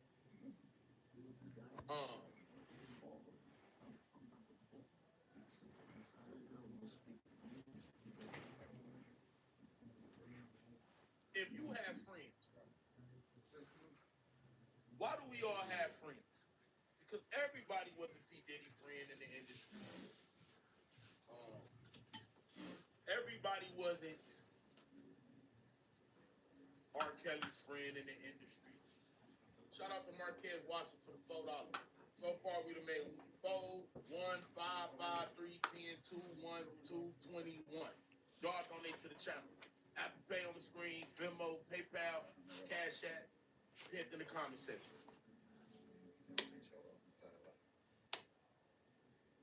How many friends do you have to be friends of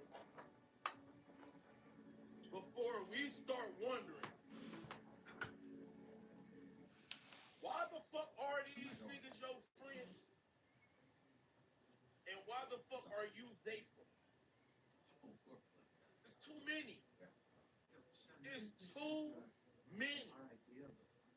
If you look around the whole circle of Diddy and who he was fucking with, Jay-Z and who he was fucking with, it crosses over. It ain't just black people.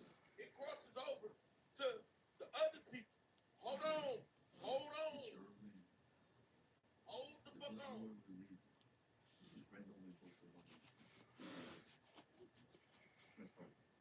I don't have no pedophile friends.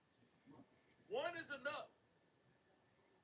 If I found out that I had a friend and he was fucking on little girls, fucking little boys, whatever the fuck, like what Diddy don't do. If I see some shit though, I'ma say, if it's presented to the court, I'ma say it like, why the fuck are you fucking with him? Why is he going to court? But he ain't did nothing off the wall for me to be like, man, fuck him. What did Jay-Z say when R. Kelly got locked up? I'm trying to paint a picture for you.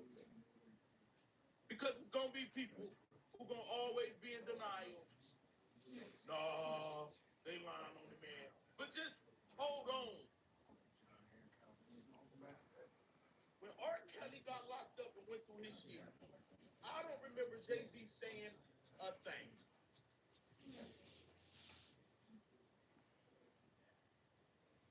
Nothing. That's a red flag. We black people, dog. We will call out our own family at the Thanksgiving table.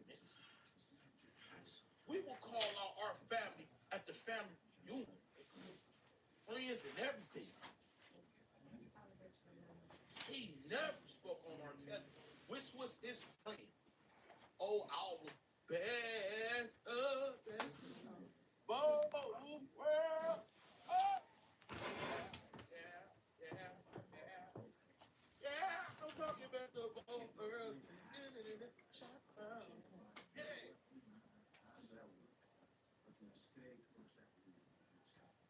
Cool. When this Diddy shit came out, like, damn, this Jay-Z. He ain't say nothing. Usually, coming from the black community, we are very distant and separate ourselves loudly from disgusting shit and shit we don't fuck with. Type of one, if I ain't lying. Type of one, if you black and you understand that this, it's kind of like how we are not born, but how we were raised in terms like genetics. That's how we are. Where we gonna publicly denounce. I'm talking. That's just what we do. He never said nothing. Russell Simmons. He never said nothing. Mind you, he's all like, damn. And now when the lawsuit comes out,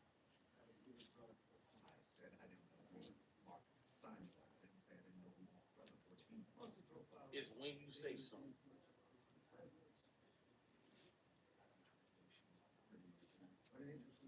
Let's read this lawsuit, man. Jay-Z has been accused of sexual assaulting a teenager alongside Sean Diddy Combs in the early 2000s. In an amended lawsuit filed Sunday, an Alabama woman identified anonymous as Jane Doe claims the billionaire music mogul born Sean Carter and Combs drugged and R-worded her at an after party following the MTV Video Music Awards in September 2000. The woman brought a lawsuit against Combs in October for the alleged assault. Hold on.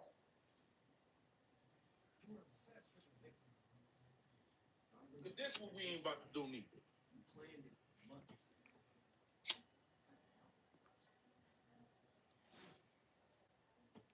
Oh shit. Shout out to Opinionated Presents the Clown Print for the $200 super chat. This is Sunday Smoke Session by King AK-47, the voice of the street, and the wildest streamer on YouTube, bitch. Shout out to Opinionated Presents the Clown Print. Baby, don't ever send that much money on this bitch no more. Okay? Send that shit to Cash App, Cribbit time. You see what I'm saying? Venmo, PayPal, Apple Pay, and Cribbit time. I can't do nothing with this in a month, and they gonna take off from my money. But shout out to you for the $200. Everybody want y'all to remember, it's Cribbit time. You sending that much? Don't send that shit on me. Hey? But I appreciate it. You gonna make my mixtape better because I showed they've been making that. Shout out to you for that.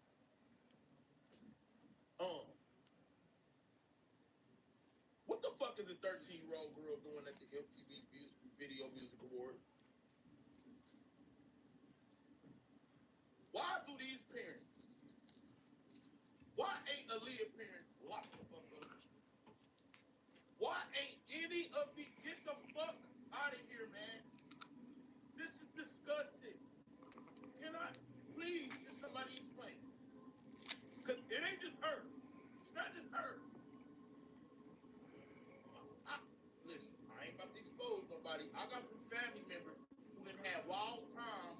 behind the stage at concerts underage, nigga. Underage.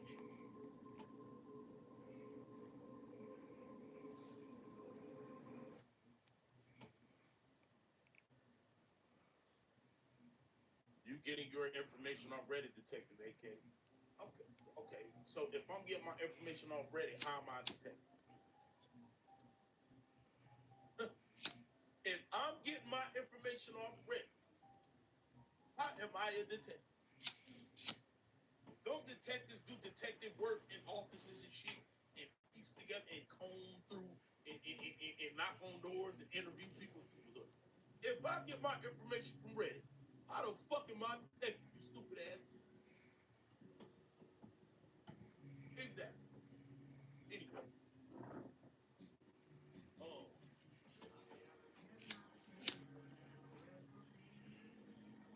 Why aren't these parents getting called out? Can I ask y'all something? How old was Beyonce when she married Jay-Z?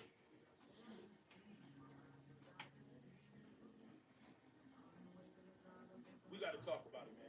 How old was Beyonce when she married Jay-Z? No. How old is Beyonce when she first started dating Jay-Z? I got you, AK. Watch your cash app, nigga.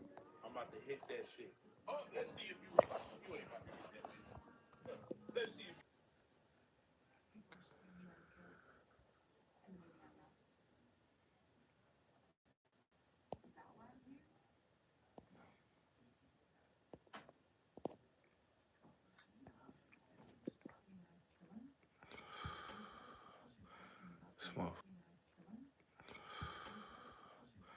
This motherfucker going in and out.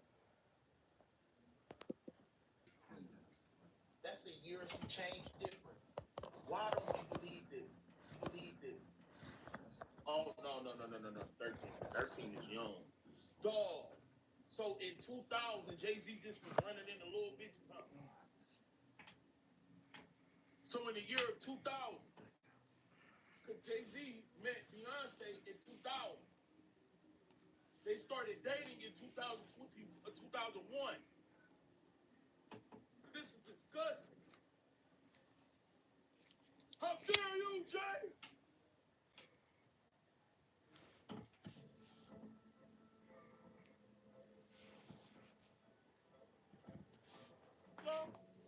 Let go the cat one, drop one, lose some, win some. Sorry, I'm a champion.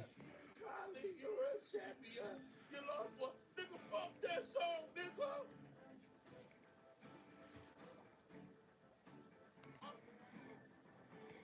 I guess when you was with Diddy, a couple years later, you never change. You never change. You was Jay every day. You never change. Change.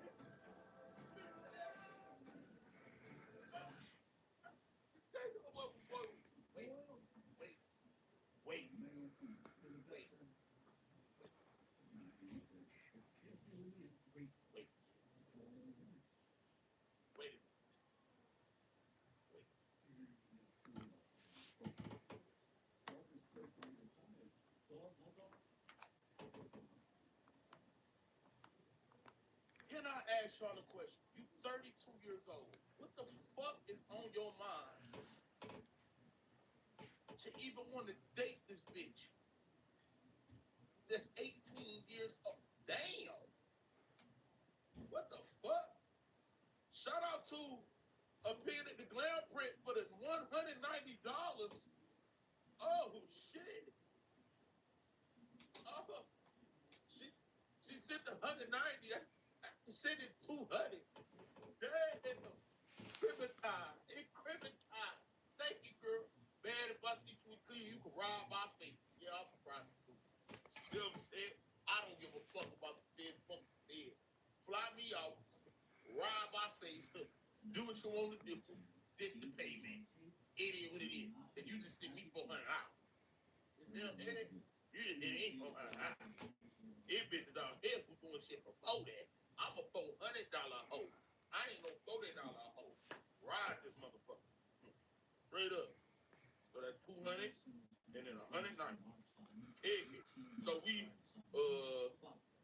194, 400, 410, 420, 423, 425, 426, 428, 448, 449. We $449 into the donation goal. We only $449. And we are $551 away from the $1,000 goal. Hell yeah, AK selling anything. I'm selling everything on my body except the ass. I said you can rob this face. You can't do that with my fuck off this bitch. It ain't happening. I'm not about to let no grown ass, sweaty ass man get you down. You better go fuck with one of them little boys who fuck like this. Yeah, cause at least that you feel you getting or them niggas who you ain't about to be getting stroked down by no grown ass. Yeah, come here, baby. This big, you done fucked my daughter's head all up. Fuck nigga, you niggas hoes. Fuck all that, nigga. She still got Similac on her breath, dog. All the bitches. Better what if Beyonce wasn't Beyonce at the time. So shut the fuck up. She wasn't Beyonce. How we know her? How we knew her? She was a part of a raggedy ass group called Destiny fucking Child with Michelle, raspy voice ass. A chick. Beyonce came there, take them up from stage and doing this chick about. They got them Kelly rolling. Dirty laundry, dirty laundry. Who really was the baddest one of them all, and I can say that them bitches are sad, they older than me, motherfucker. In 2000, I was 10. In 2000, I was 10. Them bitches was older than me, so I could fantasize and lust over them hoes. Ain't no way no nigga like Jay-Z should have seen no 18-year-old Beyonce who was not popping at that time. They be like, yeah, I want to marry her. Fuck out of here, man. Where's Beyonce's parents at? This the shit I'm talking about.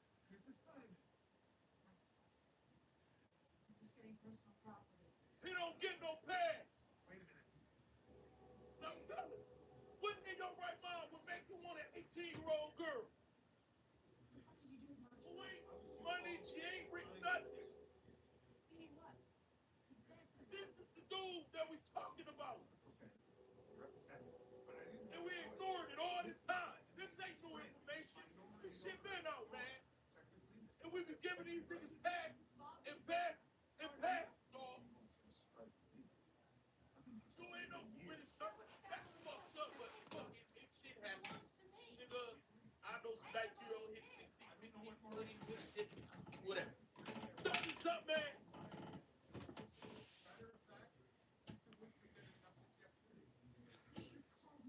You 30-something in all these bitches.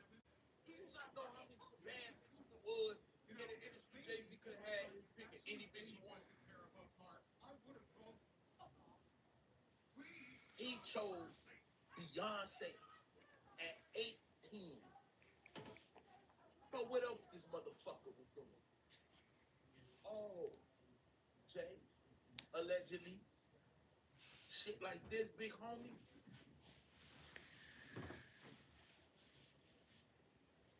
Where was all this energy 10 years ago? He had Foxy Brown. Nigga, fuck Foxy Brown and fuck you, bitch ass. We talk about Beyonce right now, nigga. We ain't talking about no funky ass Foxy Brown. That was a hood hoe. Beyonce wasn't no hood hoe. Foxy Brown looked at 20 something. I mean, come on, man. I would get on his ass for Foxy, you big head bitch. Shit your bitch ass down, nigga. Clear your glasses and clear your ears, nigga. Cause I clearly bought up Foxy Brown, motherfucker. Soccer mom, J-Bo. You was a bitch ass nigga. What type of grown ass man wants soccer mom? And what the hell type of name is that anyway? Sit your bitch head ass the fuck down somewhere, shut the fuck up, and pay attention in my class. The teacher is speaking. Unless you want to go to the fucking principal. Matter of fact, you're gone. Detention. Block his ass. Fuck wrong with you, Clarence? Nigga, your name Clarence. I ain't never been a nigga named Clarence about nothing a day in my life, man. This nigga named Clarence. How much y'all would have bet his name Clarence?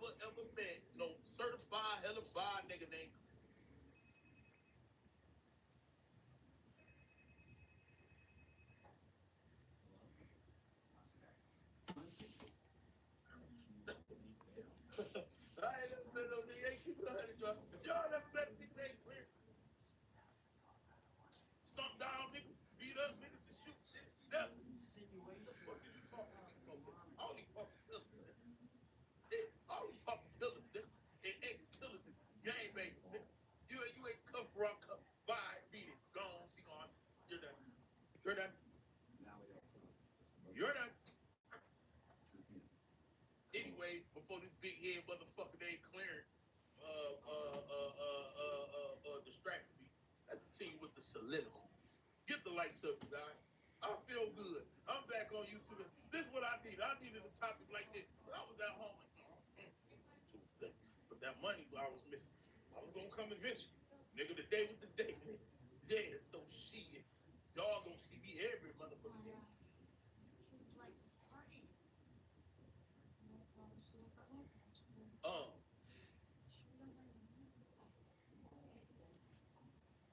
We ain't even get to the details of the lawsuit yet. What I'm doing here, if y'all don't peep what I'm doing, I'm trying to paint a picture. Type of one. If Jay-Z is weird for this Beyonce shit. Fuck this for real quick. Because what's gonna happen, okay, so what I'm doing is this. There's going to be people who give rappers the benefit of doubt that they would never give us. If King AK came out and it said that in 2000, I had sex with a 13-year-old girl and I was 30-something, I would be destroyed, death threats, everything. Everybody would believe it as well. But when it comes to, it's just like how people saying free dirt. I love to say, they saying free dirt, total strangers, but they love to say free dirt. Total strangers, ain't never meet them, but they got people who locked up and they ain't screamed freedom once.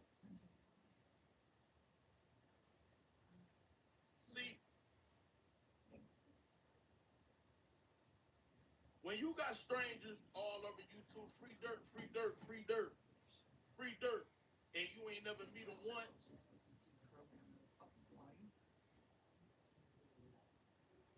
but you got people in your family, friends that's locked up, and you ain't never screamed free on once, then it's a problem. So, what's going on is people that they only don't want to believe this shit because it's Jay-Z. Look how they was doing with Diddy. Have y'all noticed that all the people who were saying that Diddy been set up, they shut the fuck up? Have y'all noticed that? They shut the fuck up. All the bloggers, yeah, I think Diddy being set up. They shut the fuck up. They switch. You know why? Because once you do your research on who Diddy is, you see the patterns. So what I'm trying to do is, because y'all know, and if y'all been watching me, I am an advocate of lock all these hip hop niggas up that came from this era of the Diddys and R. Kelly, because I believe they all was in the shit like that. Type of one, if you remember me saying that. And then y'all gonna understand where I'm going with this live, how we about to continue to break it down, because I'm gonna make sure that these people know who the fuck this nigga is. Fuck all that. We ain't with the bullshit over here. So, shout out to 100K Nate. Fat booty ass. So,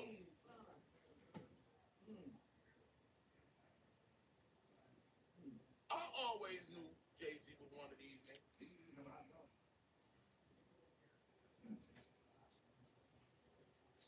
And how I always knew Jay-Z was one of these niggas was because the Beyonce shit. Now, can I ask y'all a question? Once again, to all the men. Type of 1 for yes, type of 2 for no. If you're in your 30s, and be honest, are you going to try to wife a woman, a girl that's 18 years old? I want to see who in my chat and who not. Type of 1 if you will, because she grown. Type of 2 if you feel like I'm just too old. I think there's nothing she can do for me. Type that for a second. Okay, I see nothing but 2.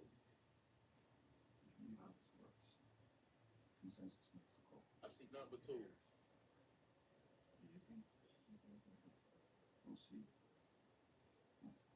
Okay, Chaz Michael, type the one. Get his ass out of here. I don't ever want to see him again. I should see nothing but tools. So this right here, Deion Chapman, get him out of here. Yeah, block him. He typed the one. Get him out of here. Because you would date my daughter when she turned 18. Get your ass out of here, bro. Get out of here. So with knowing that, if you are a Jay-Z fan, Jason C, get him out of here. I want y'all to know that this couple right here, he was in his 30s, in 31, 32, 33. She was 18. So what type of nigga is Jay-Z? Your goofy ass. You can stream this, you silly motherfucker. Learn the rules. I couldn't even say, I want to be with a hoe. I don't want to be with no 18-year-old. Come on, man, you ain't experienced. I want to be able to hop in the pussy. You see what I'm saying? I want good cooked food that can generate. I can't see myself even wanting no young bitch. All right, now let me rephrase this question like this. How many of y'all, if y'all was 30, one, would have not wifed her, but fucked her, and she was a legal adult at 18? She's good. Type of one if you would have, type of two if you would.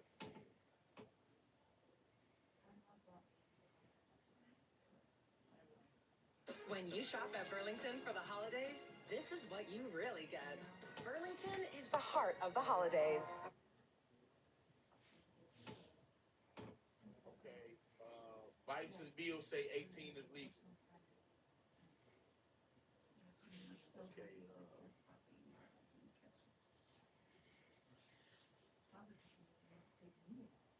the player made one say he would have.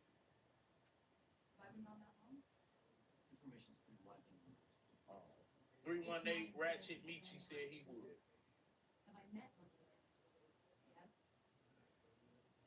Okay. So I'm gonna keep it all the way 100, right? I baited y'all in with that, and I want all them niggas blocked. But I will say this though. My preference, I need an older bitch. You gotta be like 26 and up. You gotta have a kid too. I need a baby to come off that pussy. So I can hop in it, spin around in it, pound it out, all that. You see what I'm saying? I don't like this. No, stop. Yeah. I don't like this. But what I would say about y'all who say y'all are fucking is that even though y'all still sick as fuck, and I would not have touched Beyonce at 18, That nigga lying. at least y'all wouldn't have wiped. So I'm going to a deeper thought with this now. He wiped. Not only did he fuck her, I'm not gonna lay the hammer. Look, like I said, I'm not gonna lay the hammer on all. And he married her too. I just want to block. This is not a time for backsliding. Because she is wrong. Regardless of the law, that's how the law is. Now, I know in certain states, it's 16, 15, fuck all that. Back then. But what I can say that y'all is different in is that y'all sick, but y'all ain't sick. Because not only did Jay-Z was sick and fucked her, he was sick, fucked her, and wifed her. Name me another rapper that has done what this man has done. I don't get what he trying to say.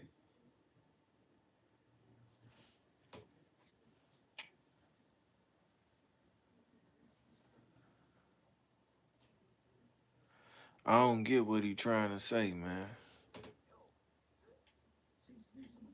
R. Kelly. And where he at? R. Kelly. R. Kelly. R. Kelly. Kelly. R. Kelly. And where's R. Kelly at? It's not the same thing. She was 18, nigga. Didn't he kind of do? Now R. Kelly was worse.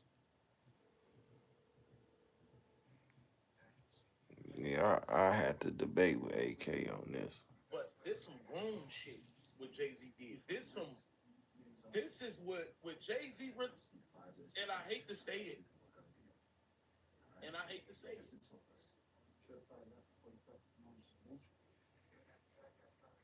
DMX. Somebody at Lucci. Didddy, Dame Dash.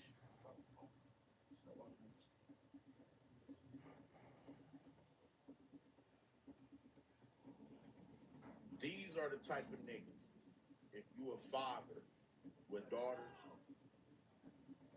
that you raise your daughters up to never date. Even if you fucked up in your life before. Any decent father, if you cheated on your daughter's mother, you would never raise your daughter to deal with a man that cheats on her.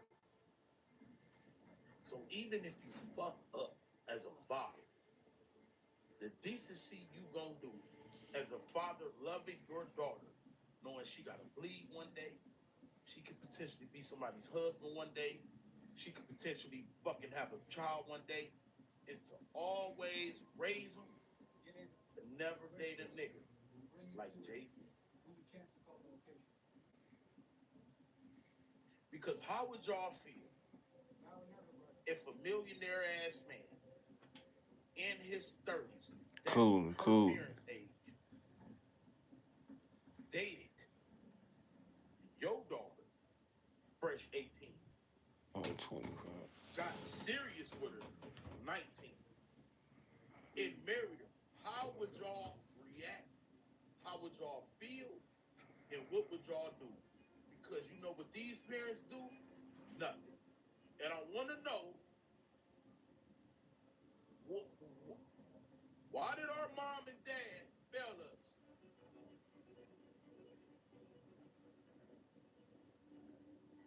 Why was the parenting back when we grew up so trash? Why, if it's 2 inches of snow, do my kids not go to school? But my parents were sending me to school in blizzards when I got to turn around because the wind blowing like this and we got to walk backwards to school in a blizzard.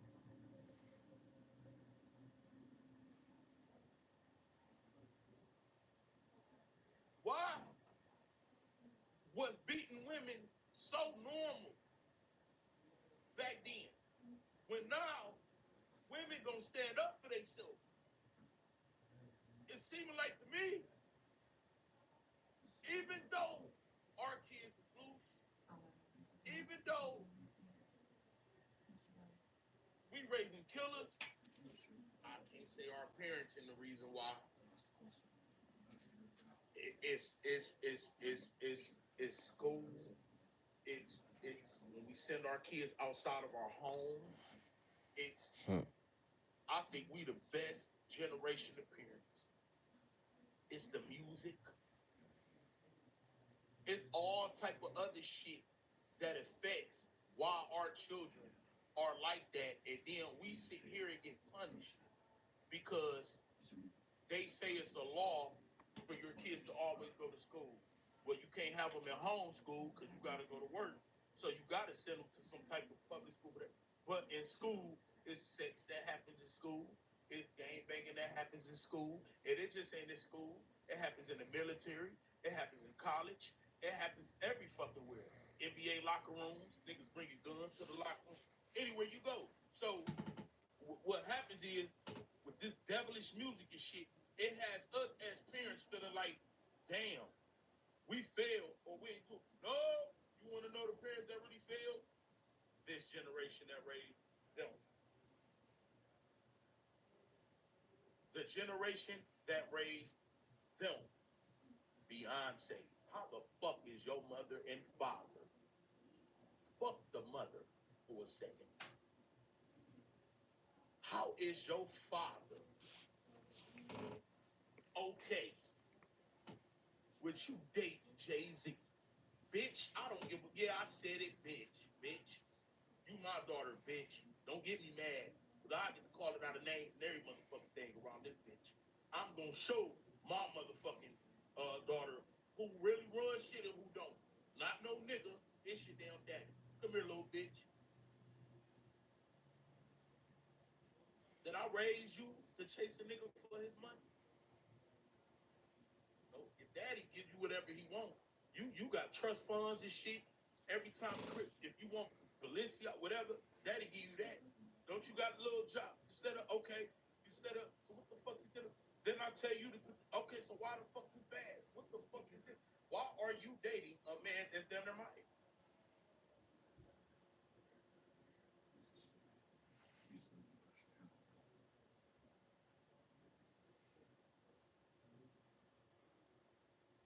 I didn't raise you to be like this. It seemed like these parents, with Aaliyah's parents, how was R. Kelly able to take this little girl from home? Justin Bieber, how was Justin Bieber able, like, is money everything? Is money and clout everything? And this is where I go to the rap game at. Not only did the rappers fail us, we failed them.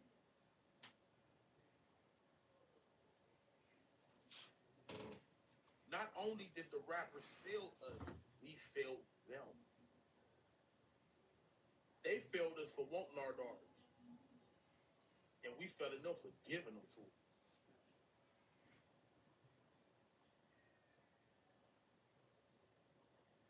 All these parents say, how was Foxy Brown even around Jay-Z?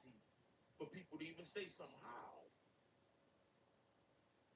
I got location, don't traffic. My daughter can't go nowhere. I don't know she at. How the fuck was Foxy Brown able to be here around the door? How was this nigga Usher, Young A? How does this cycle of children keep getting repetitively spit through this adult grown ass music game?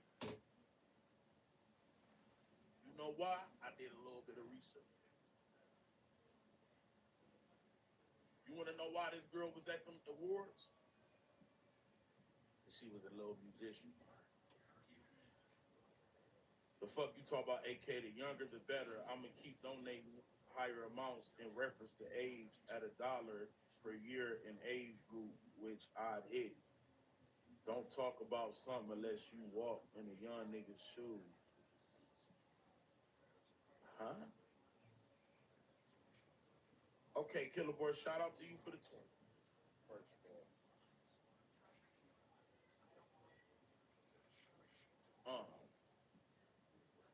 What the fuck you just say? If you're a young nigga, wait, the younger the better. Wait. Let me think and process what you just said before.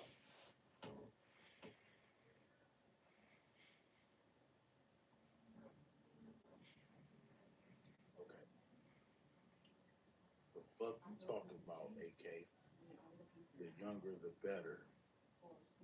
I'm gonna keep donating higher amounts in reference to age at $1 per year in age gap, which I'd hit. Don't talk about something unless you walk in a young nigga's shoes. So I see what he's saying. He's saying that since I'm older, I shouldn't speak Only, okay, so he's older. He's older. I'm seeing what he's saying. He probably like 40 or 50.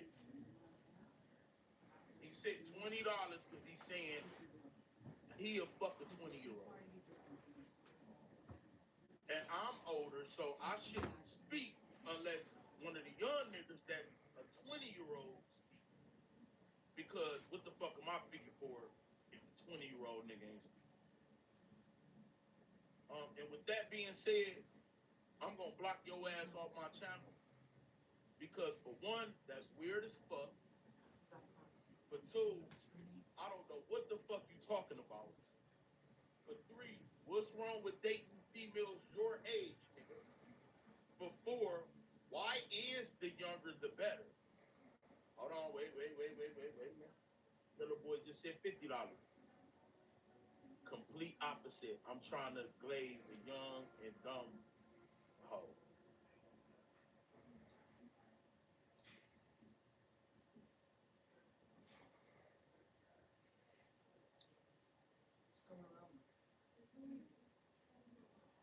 You know when they say all money ain't good money.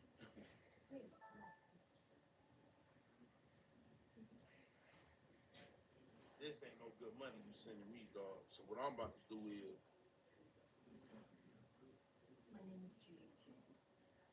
I'm finna go ahead and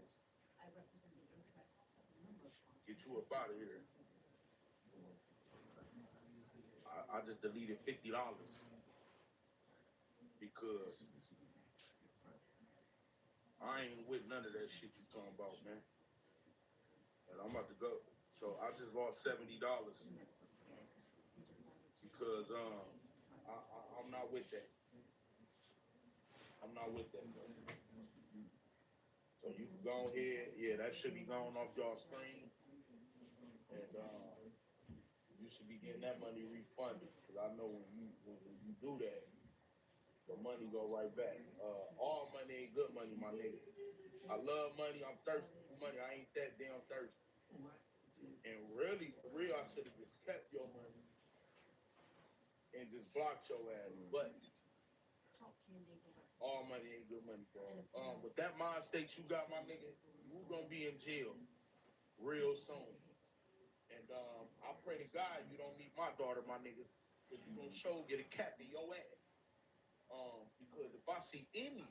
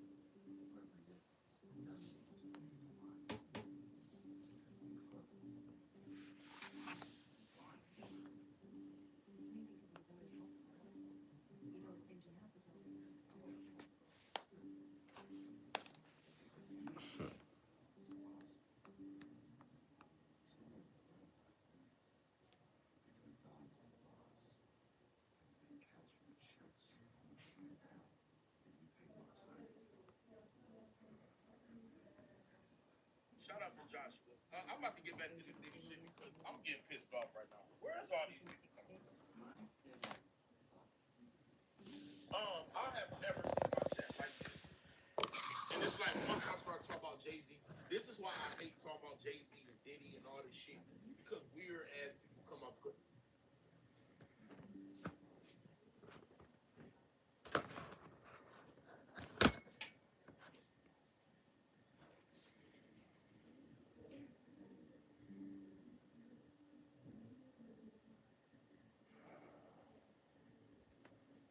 Hey, where how ridiculous? Please help me understand. Please, bro. This is the part.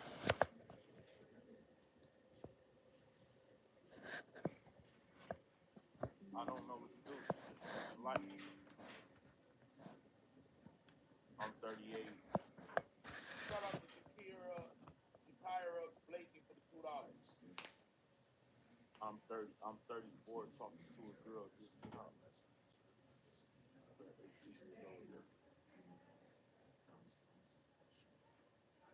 I think they just trolling. Let's get back to the content. We got 2,500 people in here. Y'all get the lights up, man.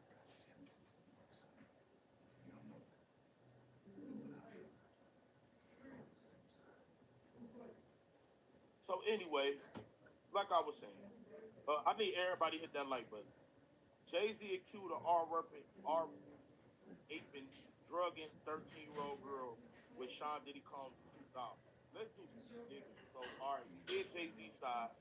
We know Jay-Z met Beyonce in 2000, 1999 to 2000, and she was 18. So we already know that Jay-Z. We want to see how credible that this lawsuit could be by the background of these men.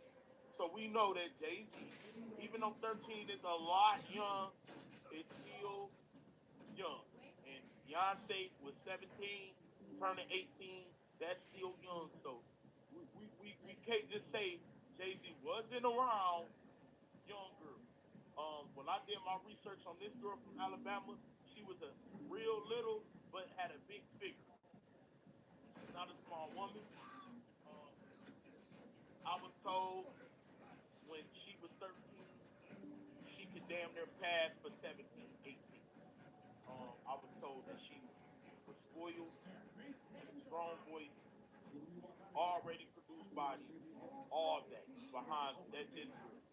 But I wanted to know all that because I wanted to know why the fuck was this girl at the MTV Music Awards.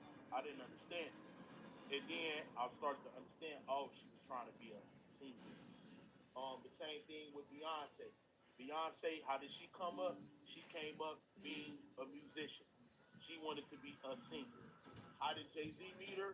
He met her on the same type of terms that he met and Rihanna and all of them, all the other ones. So let's get that. Let's see what Diddy was doing.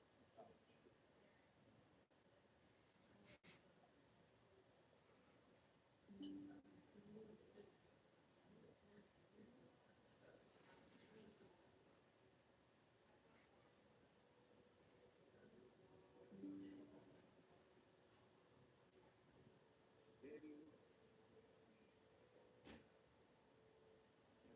here. Shout out to Tiana for $2.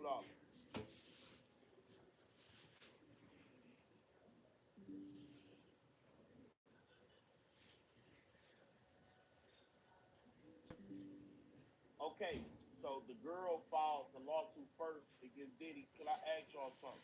Another big red flag.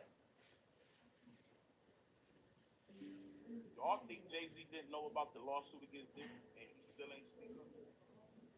The same lawsuit that she filed against Jay-Z, she filed on Diddy.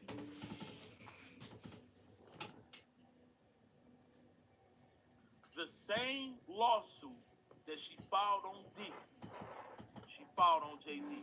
Y'all think for a second Diddy did not know that? Jay-Z did not know that. Let's see what Jay-Z and Foxy Brown, Jay-Z, Foxy Brown.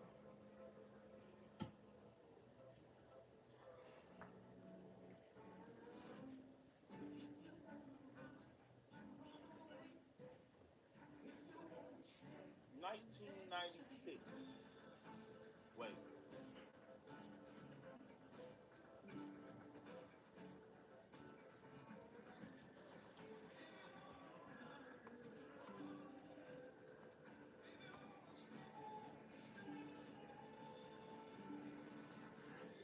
Wait. Foxy Brown was 46. Jay-Z was 54. She was 16. He was 24. Foxy Brown played started about messing with Jay-Z at 15.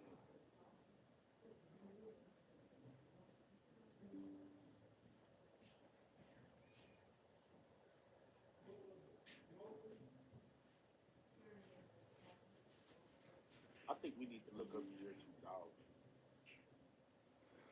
R. Kelly in the year 2000.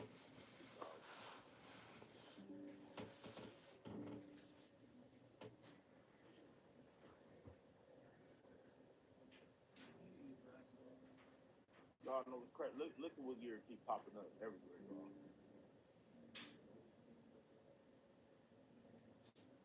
American R&B singer R. Kelly has faced repeated accusations of sexual abuse for incidents dating from 1991 to 2018 and has been the subject of a long-term investigation by the Chicago police since August 2000.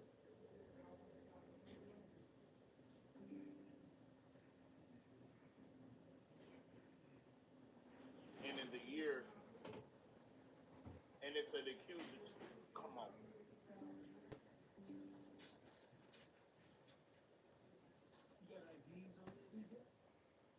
When did Diddy meet J-Lo? Diddy meet J-Lo.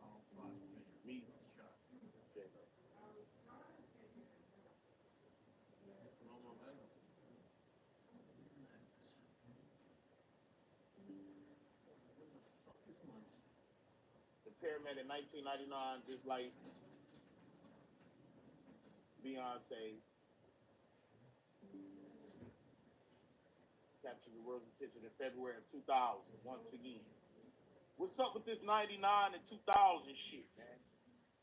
Because if y'all go back to Jay-Z and Beyonce, what's the big pipeline?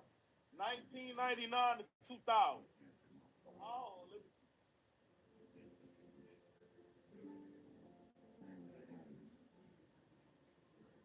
Oh, she was right.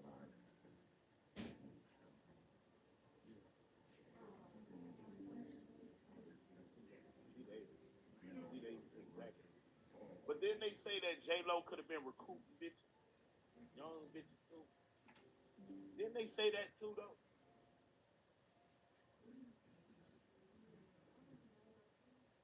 And you know what's mighty funnier?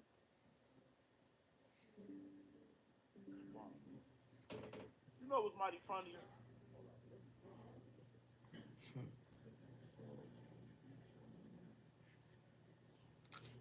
Shout out to Odell for the $10.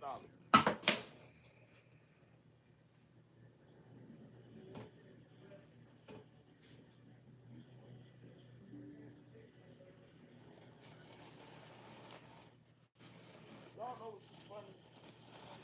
Let me tell y'all something, man.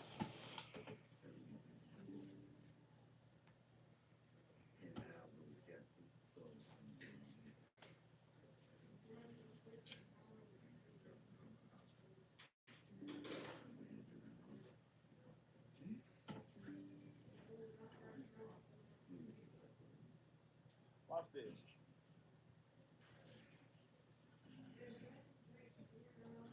Watch this, y'all.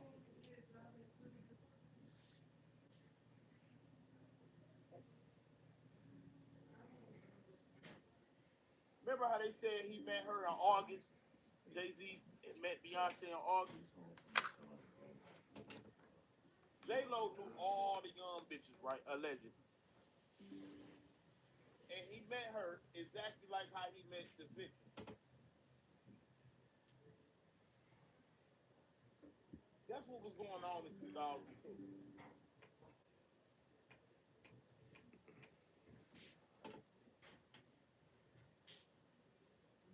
Christina Aguilera, Destiny Child, Darren Center, New York, United States, August 30th, 2000. So how did he meet her again? How did Jay-Z meet her again?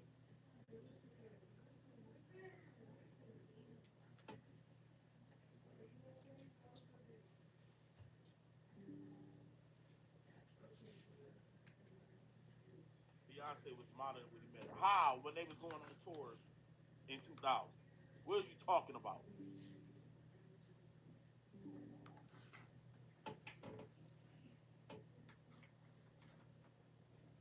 What are you talking about?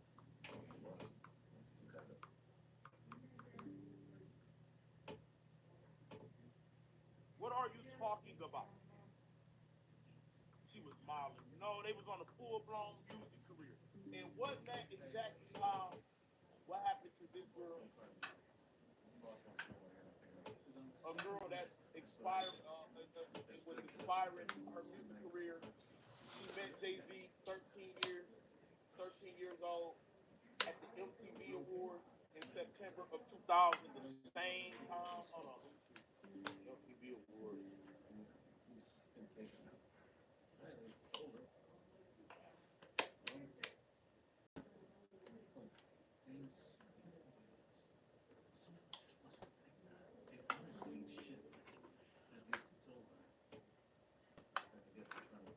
In New York.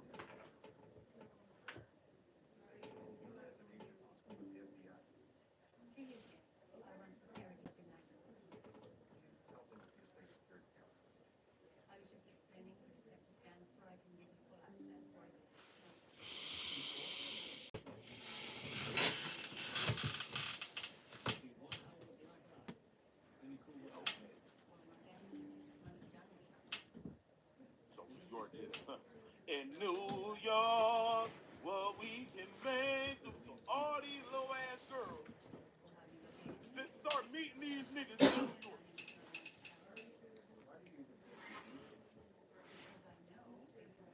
What's going on here? So the MTV Awards in New York in 2000 is where she say Sean Combs in him at the MTV Awards in New York. Then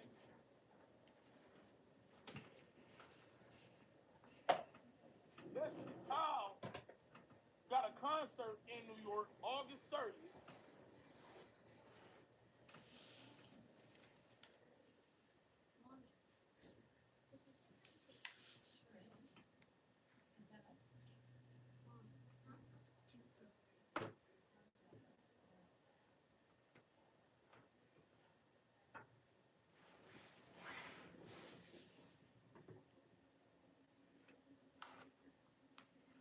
And she was 18, which would have been between September 1999 and August of 2000.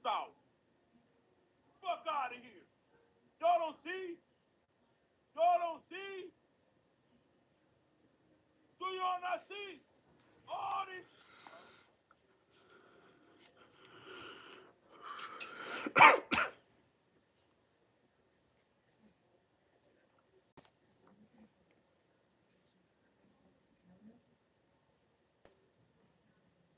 Why August come up again? Why August come up again? Again? Again. Then 2 years later, when the girl 20, he made Bonnie and Clyde with the bitch.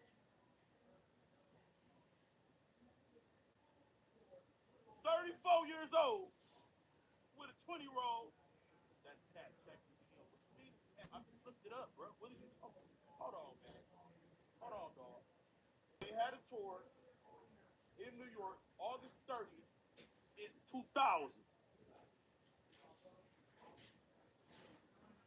Nigga, they start dating August in 2000, nigga. Hold on. Nigga. Wait.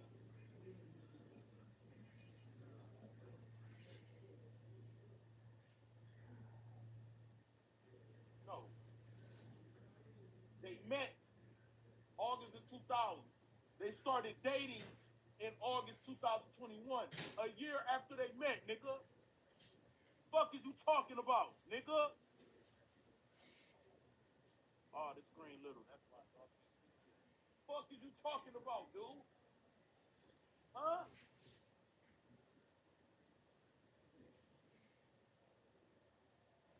Huh, nigga?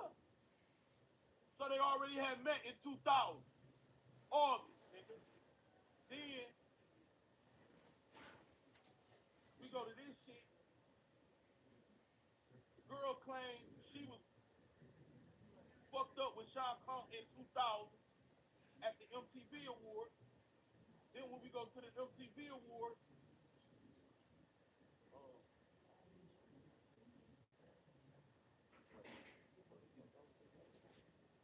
MTV Awards 2000.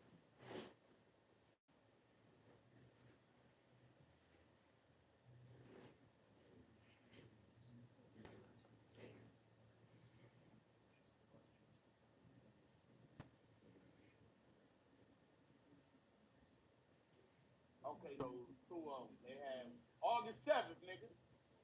August 7th, nigga. August 7th, nigga. Fuck is you talking about, nigga? August 7th, nigga. Where the performance was announced and all that shit. They had it right after, nigga.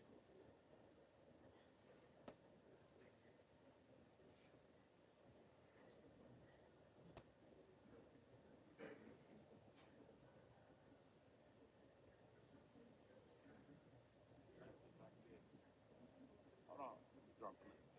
Y'all. Because if y'all said he met her in 1998, then she'd be 16, 15. And I don't want to go them route.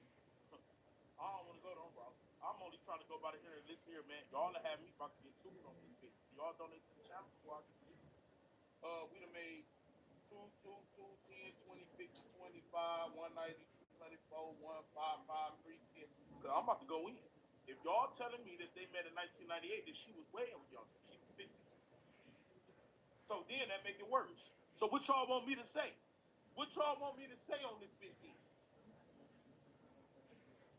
What y'all want me to say? Y'all really want me to go in though, huh? Because if he met this girl in 1998, man, so I'm about to drop the link. I'm about to drop the link. And I'm gonna try to come up here. I'm about to drop the link. Man, and we still ain't even went through the lawsuit yet. We ain't going nowhere, y'all. We on here for like 2 hours. Get y'all drinks, get y'all weed, get whatever y'all need. Hit that like button and subscribe to the channel. Oh yeah, I'm about to go in there. Huh. Because I'm only trying to go by what the internet got. If y'all telling me that no, they meant oh man, this nigga about to I believe he met her at 19.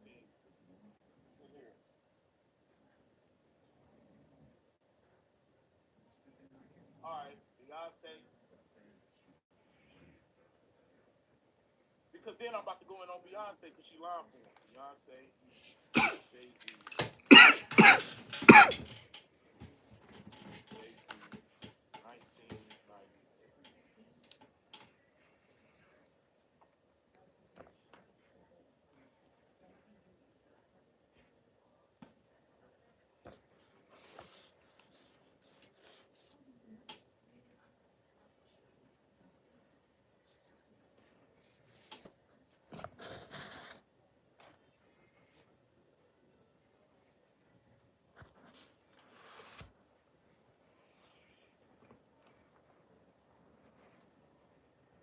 I don't see that. I don't see what y'all saying at all.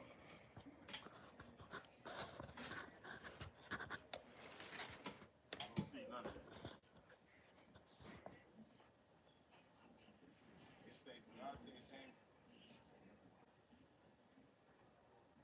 It say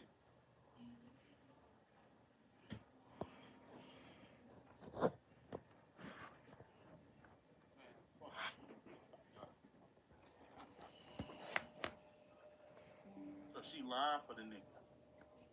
She trying to cover up. Beyonce.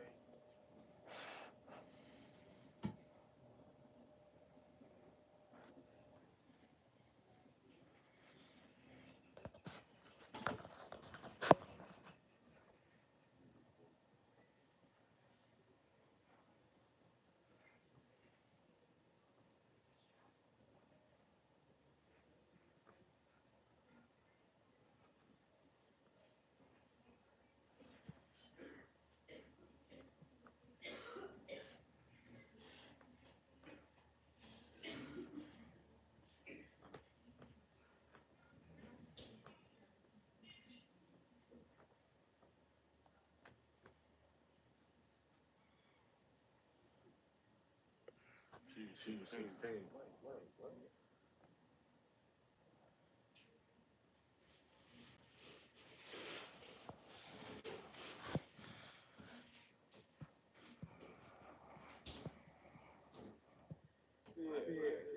How did that first single, me and my girlfriend, Beyonce Knowles, took it's like a redemption of the pop track. How did that concept come to be? How did you first decide to make that song? I was telling Kanye that I wanted to do a song. Beyonce, we worked it out. I wrote. Kanye he with it, man. Kanye with it. He with it all, man. That's why he cracked. They fucked Kanye. They laced him or something, man. I think they laced Kanye. He was with it, bro. Put a song on the album. Wrote a couple songs, you know.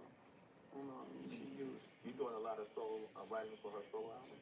No, I don't know. I don't know how many she's gonna use. I know she definitely used one of the songs I wrote, so I don't know. But yeah, I wrote a couple songs. And so I told him I want to do a song with him. He came in the next day. Why would you want to do a song with a little ass girl? What? Can somebody help me? Why would a grown ass man in his 30s want to do a song with a little ass girl?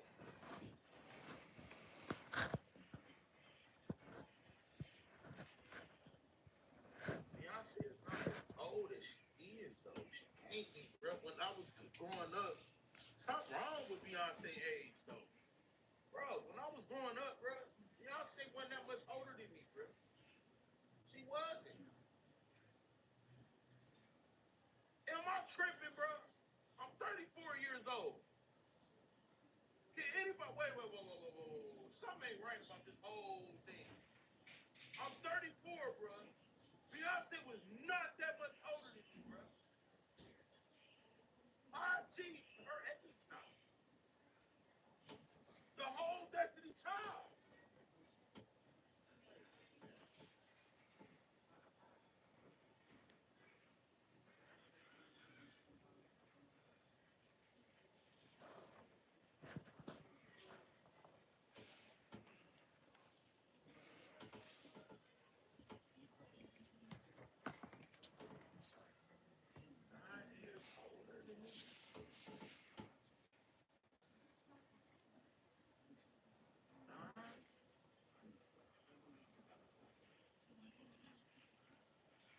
So when I was watching that little ass young girl with Destiny Child, they was young as fuck. They was 9 years older than me. Oh, maybe like 5. They came with that record, he played it, and I was like, cut that off for a second. I went by the speaker, I was like, that's gonna cause a problem. Turn that back on. Then we just put the record together. What did you mean by, you gotta explain that. I kind of understand where you're coming from. What did you mean by it's gonna cause a problem? It's gonna be heat or? Yeah, I knew. First. So I want y'all to understand, he's talking about his future wife. Listen to this. Let's go back, y'all. Look at Jay-Z. I don't look at him the same anymore. Listen to Jay-Z speak. Now, mind y'all. That is Beyonce.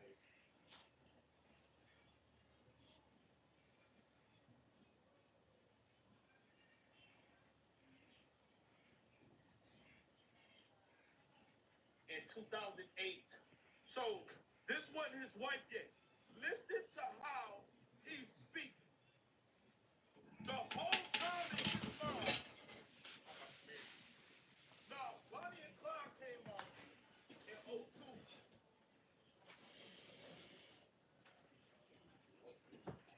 That's 22 years ago. So she would have been 20, about to be 21. 20. He 30 something. No, it came out in 02. It was titled 03, but I think it was 02. Hold on.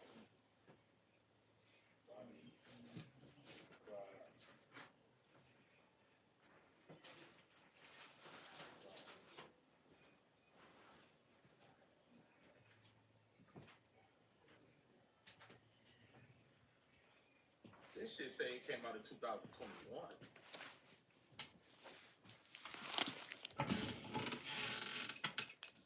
No, this shit said this song came out in 2021, nigga. Look at this.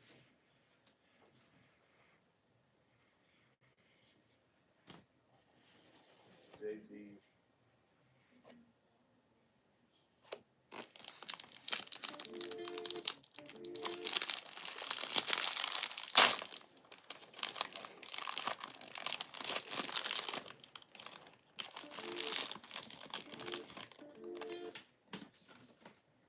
Wait, what the fuck am I looking for?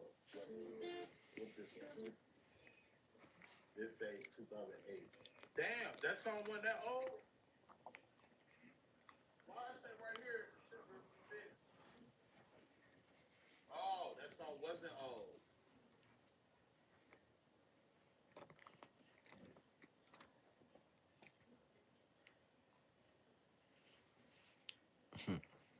Wait.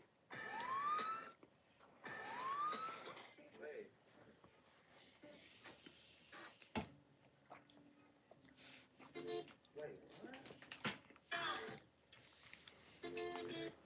It's go.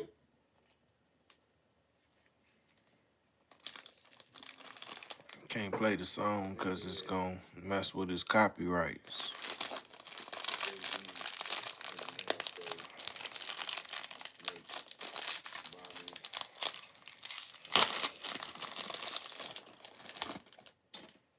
It was released in 2002. But if it was released in 2002, it was made before then.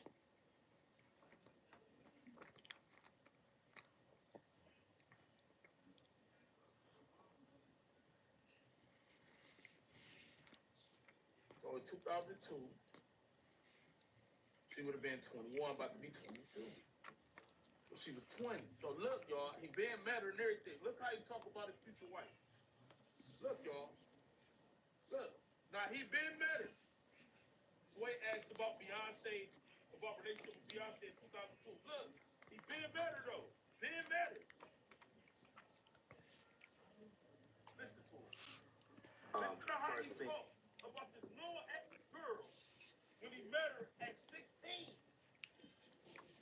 Allegedly. Single. Me and my girl. Because he talk about, oh yeah, I gotta be on music. No, bro, when you met her way before this. So in his mind,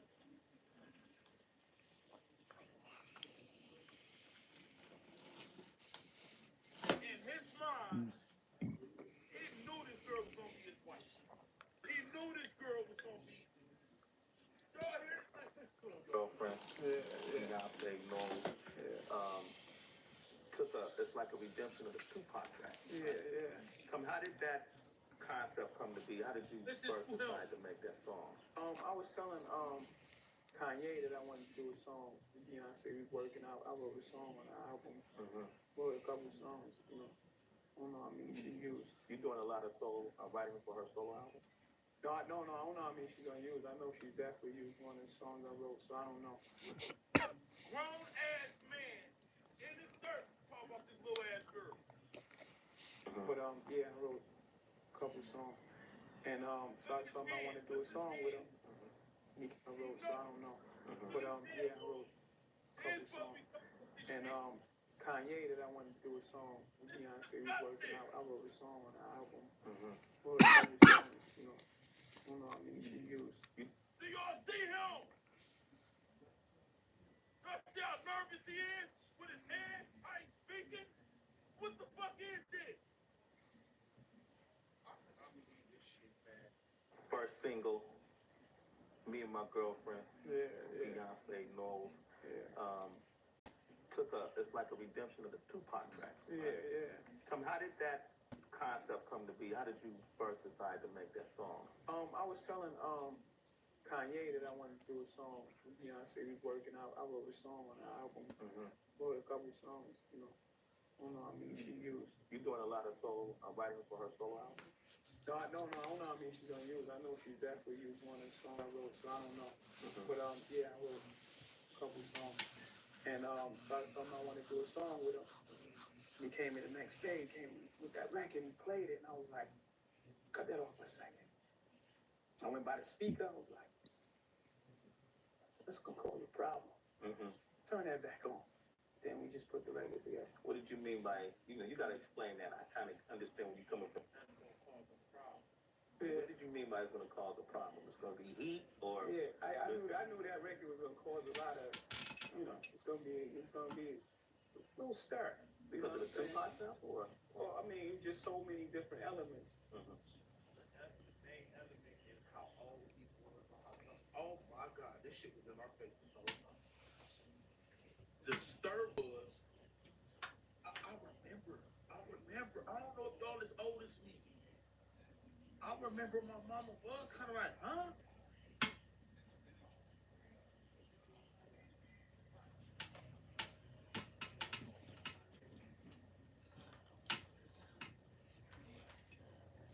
It was gonna cause this stir because you on the song with a girl that young, then about me and my girlfriend that he been that before in his mind, man. He been, oh my.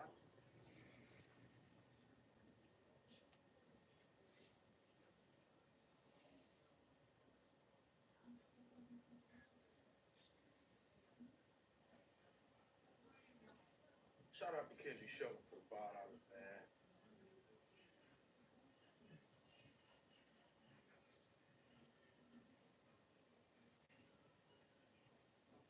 Oh my God.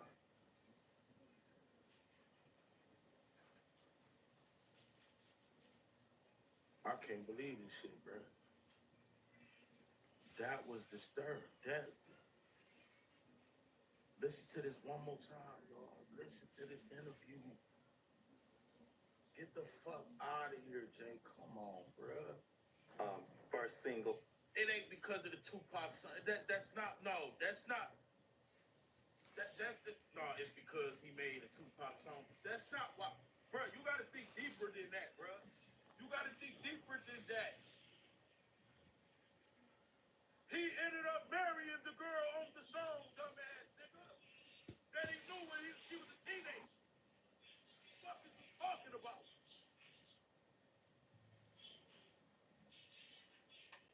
Fuck out of here. They said this nigga swaying bullshit too. What the hell do a grown ass man look like being on this slow ass woman's song? Oh yeah, my girlfriend. Be for real. Be for real, bruh. She wasn't a minor though, my nigga. She was young, you son of a bitch.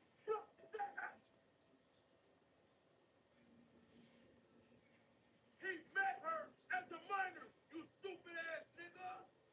Now all of a sudden, yeah, I know Kanye, I want to be on the song. He bent over. Oh, he pay attention, man. Fuck attention. He ended up marrying the girl. That he knew as a teenager on the song with her. A Bonnie and Clyde, nigga.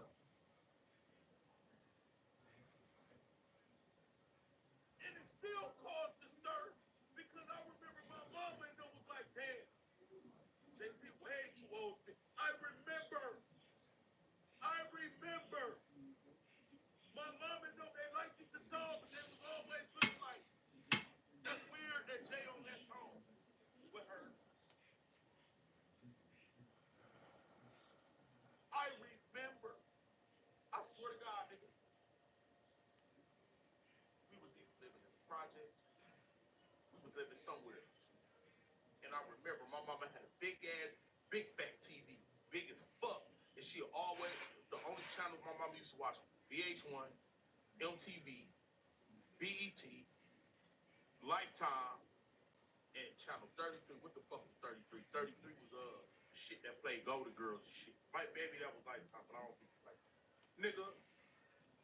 That song used to come on all the time. And I remember vivid as fuck. My mama and them used to be like, cause my mama used to have her friends like, damn. Ain't Jay a little too old to be in that girl video? I swear to God, I remember, bro. I swear to God. Cause it was the concept of me and my girlfriend. Fast forward, he married her. Same girl that he knew when she was a fuck.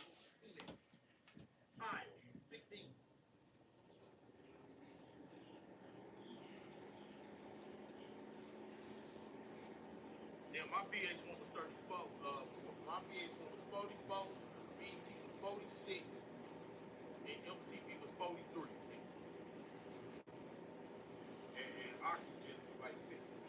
She used to watch Oxygen too, man. So, me and my girlfriend, Beyonce Knowles,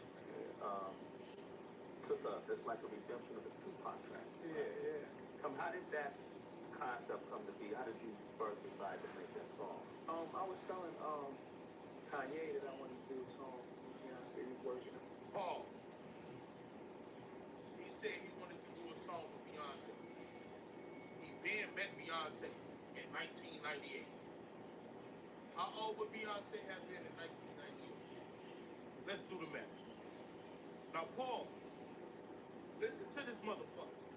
How old would Beyonce? Okay, Beyonce.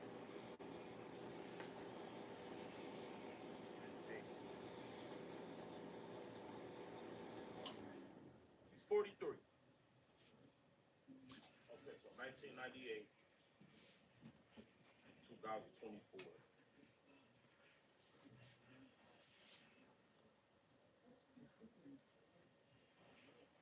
That's 26 years. 26 years minus 43 is 17. When he met her, she was 16, about to be 17. No, her birthday didn't pass yet. Her birthday is in September. Before that. So she was 16, about to be 17. He met her. So pay attention. When she was 16, about to be 17, he met her. She was already in the music industry through her mom and dad. Beyonce was 16. You met her at 16. A few years later, you talking to Kanye.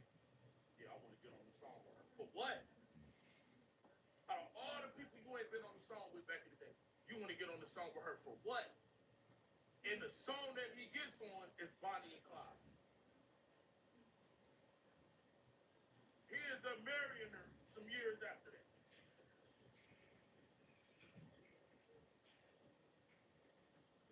So she was 16, he was 28.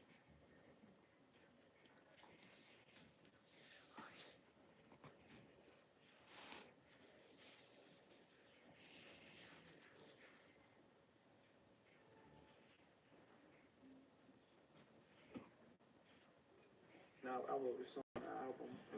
Wrote a couple songs, you know. I don't know how many she used. You done a lot of soul writing for her solo album. No, I don't know how many she's gonna use. I know she's definitely used one of the songs I wrote. So you in the studio, y'all want to get on the song with this girl that you met years before after she was a little ass kid. What the fuck grown ass man want to get on the song with this little ass girl for?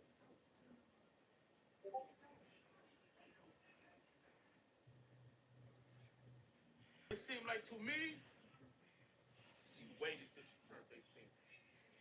That's what it seemed like to me. Type of one if you agree. He waited, and when that girl turned 18,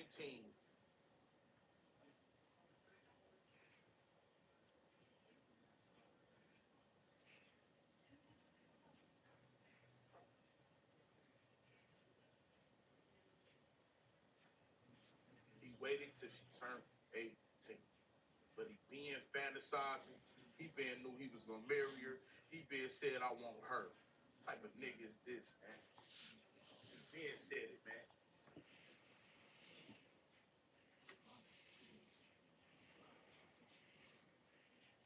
Punk ass nigga, man. All these fucking songs that I've been playing to this bitch ass, soft voice, vanilla ass, Basquiat looking ass motherfucker. All this time, bitch ass nigga, you a bitch, nigga. From the Marcy Project, nigga, every nigga in the Marcy Project, some bitches for breathe this nigga, nigga. You nigga old for me, nigga. Old for me, nigga. You couldn't even wait until she turned 21. You 18, you bitch ass nigga. Oh, soft, sweet voice, big ass, Frankie Lyman ass, Smokey Robinson.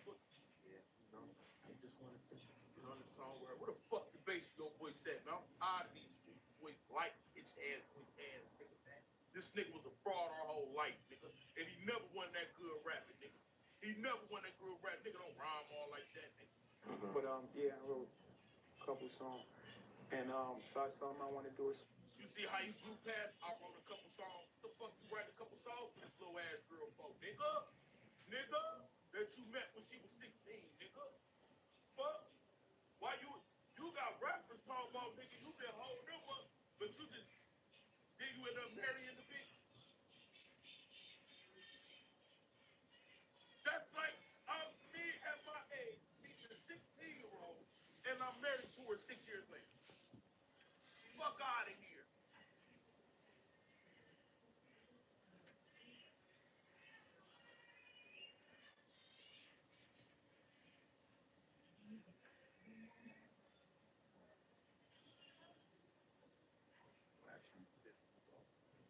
Why the fuck is my Wi-Fi going? I mean, my internet. I don't even got Wi-Fi. I got fucking. Maybe it's a video. Hold on, man. Who the fuck is this? Man, see, that's why I don't put my Apple Pay up here, man. Not everybody calling my phone, man. With that record, he played it, and I was like, cut that off for a second. I went by the speaker, I was like, that's gonna cause a problem. Turn that back on. Then we just put the record together. What did you mean by, you got... Turn that back on, because you know what it is? All my life, said my girlfriend, about the little ass bitch that he met. Fuck out of here, nigga. You met this girl at a young ass age and you married her, bruh. That's sick as fuck, dog. That's sick as fuck, nigga. You met that girl at a young ass age at 16, you married her, nigga. Fuck out of here. That's bullshit. All I need in this life is sin.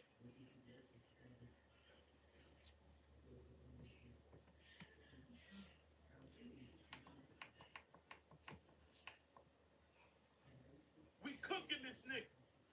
How to explain that? I kind of understand where you're coming from. What did you mean by it's going to cause a problem? It's going to be heat or... Yeah, I knew that record was gonna cause a lot of, it's gonna be a little stir. Because of the Tupac sample, or? Well, I mean, just so many different elements. You know, the Tupac sample, me and Beyonce. You know what I'm saying? It was so many different elements about the record. No, that you brought it up. Did I? I got to follow your Did I bring it up? Yeah, with like this. Yeah, but you're a good one. Like, you just put it over there. Then, I brought it up. It's good. It's like Safa. Yeah. People not just want to know, they need to know. Yeah. About, just from the reaction I'm getting from the public about Jay-Z and Beyonce, how long have they been dating? If you from the hood, and you got, let's say, 1,000 people lived in the project. If you got 1,000 people like in your business, it's gonna put a strain on your relationship that you would never ever believe. So I wouldn't put 80 million people into that. So I don't know. Like, I'm not saying yes, I'm not saying no. I'm saying listen to the record. Maybe it's entertainment. Maybe it's not. Maybe it's entertainment. Maybe it's not. What goes on in the hood, dog?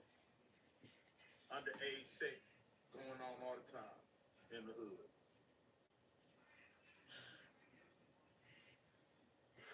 I can't believe this.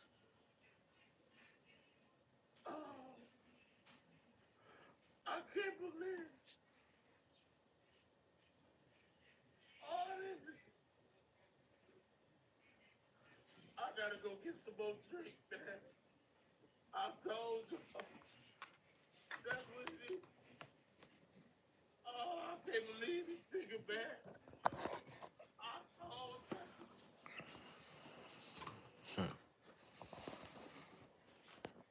From the public about Yeah, you're a good one. Like, you just put it, me and Beyonce. You know what I'm saying? It was so many different elements about the record. Well, Mind you, it's your wife. It's your wife. Well, since you brought it up, because Did I? I got to follow your Did I bring it up? Yeah, it was like this. Nah, but you're a good one. Like, you just put it over there. Then I brought it up. It's like Safa, Yeah. People not just want to know, they need to know. about just from the reaction I'm getting from the public about Jay. Look at his face. Look at his face. Look at Jay-Z's face. Look. People not just want to know, they need to know about just from the reaction I'm getting from the public about Do y'all see his face? Jay-Z and Beyonce. How long have they been dating? If you put like if you from the hood and you got let's say 1,000 people lived in the project. If you got 1,000 people like in your business, it's gonna put a strain on your relationship that you would never ever believe. So I wouldn't put 80 million people into that. So I don't know. Like I'm not saying yes, I'm not saying no, I'm saying listen to the record. Maybe it's entertainment, maybe it's not. It'd be fair to say that you guys are close friends. Yeah. Would it be fair to say that y'all been... There you go. Wait, hold on. Would it be fair to say that as friends you've been on out? Yeah, that's fair. That's fair. That's fair? Yeah. Okay. So, I don't know. Would it be fair to say y'all idol? That wouldn't be fair. That wouldn't be fair to say. That would be putting 80 million People in your business. Yeah, there you go.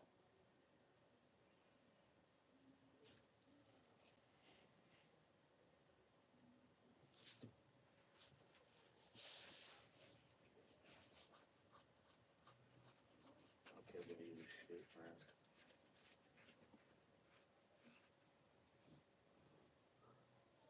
And only people from the hood gonna understand what he told us the truth. My whole problem, you ain't no low 20-year-old nigga, bro. Let me tell y'all something about the hood, man. The hood got his own rules, bro. And I'm speaking with disappointment.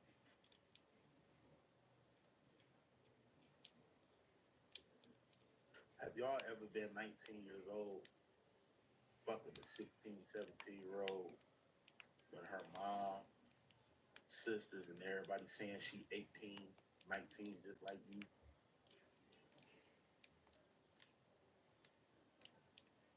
This bitch cussing with her mom, drinking with her mom, smoking with her mom, and you have no idea. You like, this bitch wrong. She don't carry herself like no she.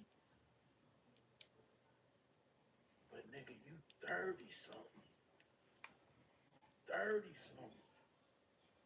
This ain't 19, 18, 20, fucking no 15, 16, 17, 8-year-old bitch. You 30-something. And you brought up that hood shit, bruh.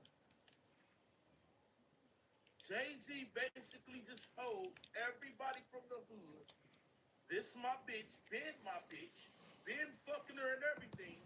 I just can't speak on it. Why can't you speak on it?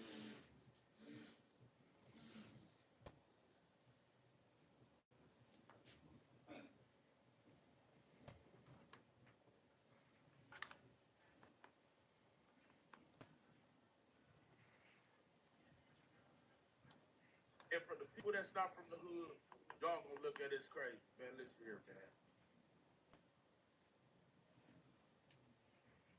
My journey in projects and hood, I've seen a lot of young bitches fuck older niggas. And their parents be older. I've seen a lot of young bitches my age when we was 15, 14, 15 coming up. I don't want to fuck with y'all. Y'all too childish for me. And they fucking with the dope boy around the corner that's like 23, 22, getting nailed. I'm talking about railed. Fuck the shit out of them. Got it. These niggas way advanced to you, just young boys.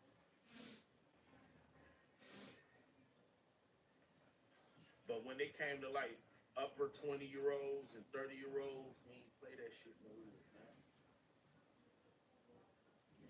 The hood allows pedophilia to a certain age. And I'm sorry to admit that. but it's just true. You can't be older than like 21, fucking no 16, 17, 18-year-old. And that ain't cool, but that's just because 9 times out of 10, what the moms in the hood know is that they daughters lied about their age. We ain't about to lock this little nigga up. If y'all know I ain't lying, drop a one.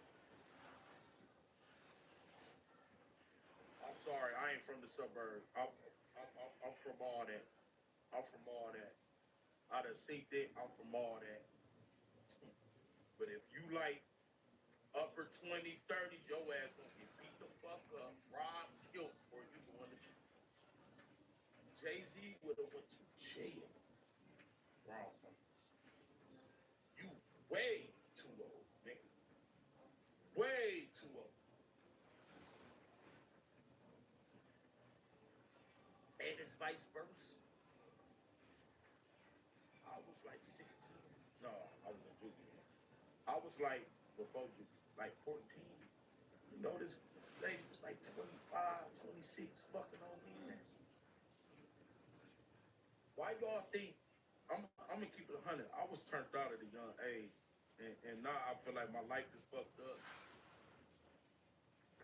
I'm gonna give y'all some game, man. Don't judge me. Just hit the like button. Donate to the channel. Hit the like button. I'm the realest nigga on YouTube. I'm gonna give y'all some real game. Y'all know I always say I want to pound a bitch mouth, pussy, and asshole. It's because I had an older bitch that I didn't know at the time. She was R-wording me though. She was taking advantage of me. See, people laugh and block all the people that's laughing. I'm not laughing. I'm not laughing. I'm being very honest. And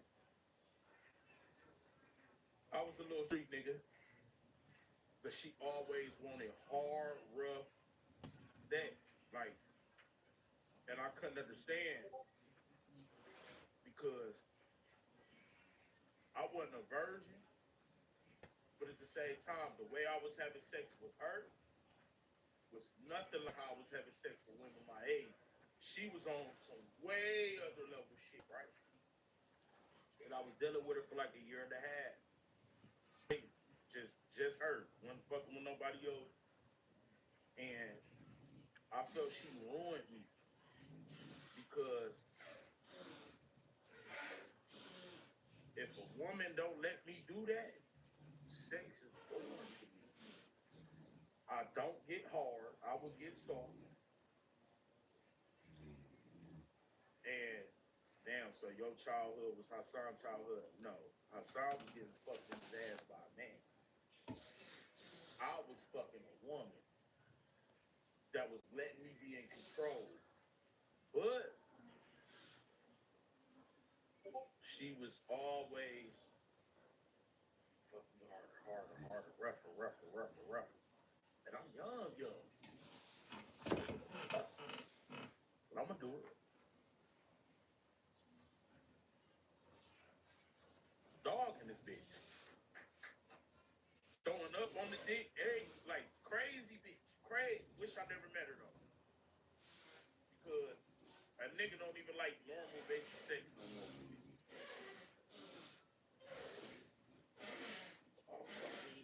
All this crazy shit she was saying.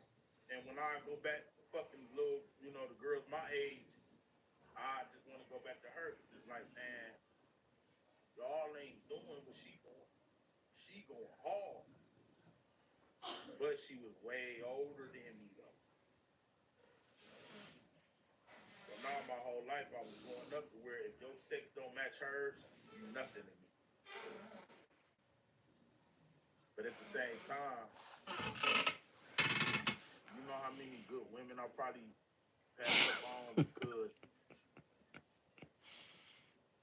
they ain't as freaky and nasty as this bitch. This bitch took pain.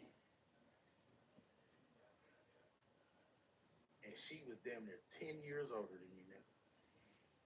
I was a little ass teenager on the block with my nigga, young as fuck. I ain't had none of this, none of that. I just had a gun, some crack, some weed, every drug I known to man.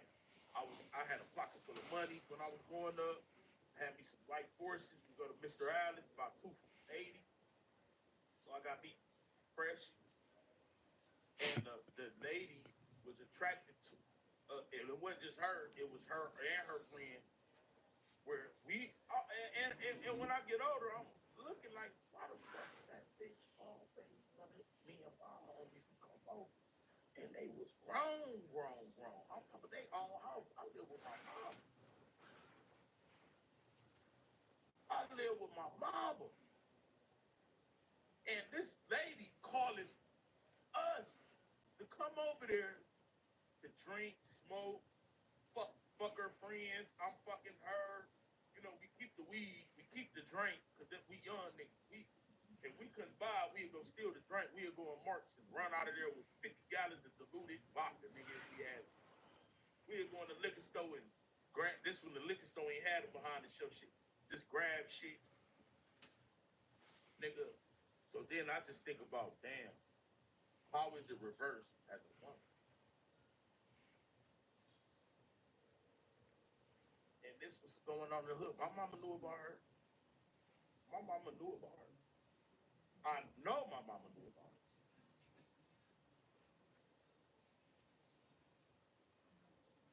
So what kept you going back? Just being grown. AK, so you was lying about your age. Hell yeah, I was lying about my age. I said I was 18, but she knew. She had to know we weren't 18 though. We was coming from school. See, this my thing. Ain't no way that bitch. Even if so, okay, so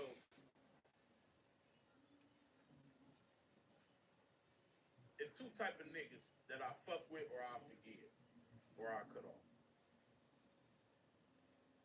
If you fucked a young bitch back then and it was no way of knowing her age, cool.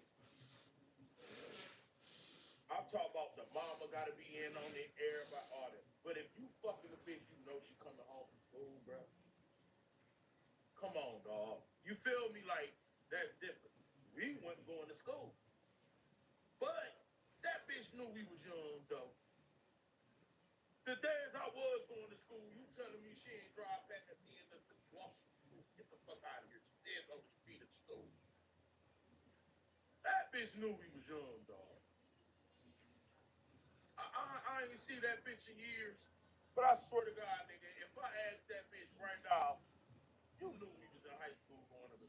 She'd be like, yeah, I'm talking about, I don't even think this is high school. Yeah, we was in high school. Fresh high school. She'd be like, yeah, I know we was in high school. I know, she had to know. She had to know.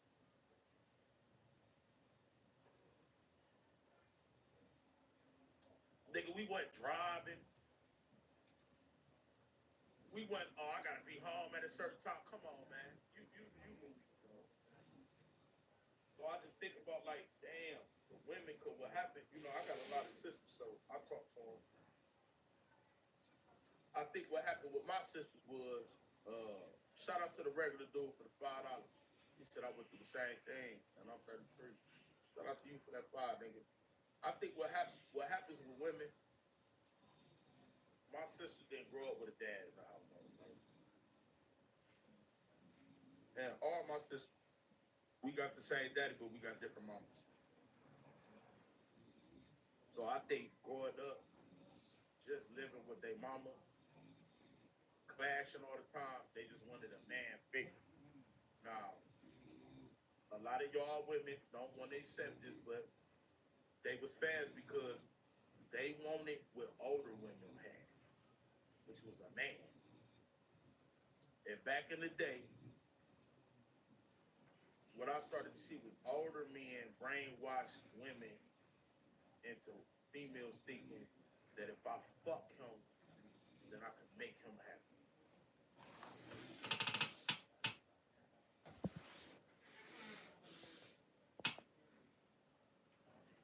Type of one if you a woman and I ain't lying.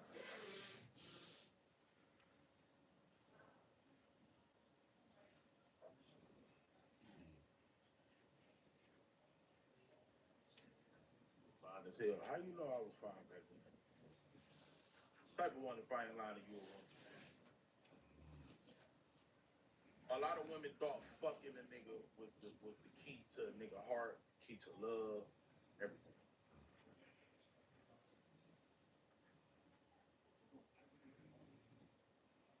So a lot of women, like young women, was getting mentally fucked because you gotta think, bro. I started to see my sisters getting picked up by certain niggas. I'm like, these niggas gotta be fucking shit out my sister. That's the first thing I'm thinking, like, because what you picking her up for? She can't cook. She not a mother. You got kids, she don't. She can't teach you nothing. Like, what else is you picking her up for? You might be mouthpiecing her, but as a man, I'm looking and I'm like, ain't no other reason you picking her up than to fuck her, bro. And you way more advanced into fucking than she is. This is why I am how I am with my daughters now.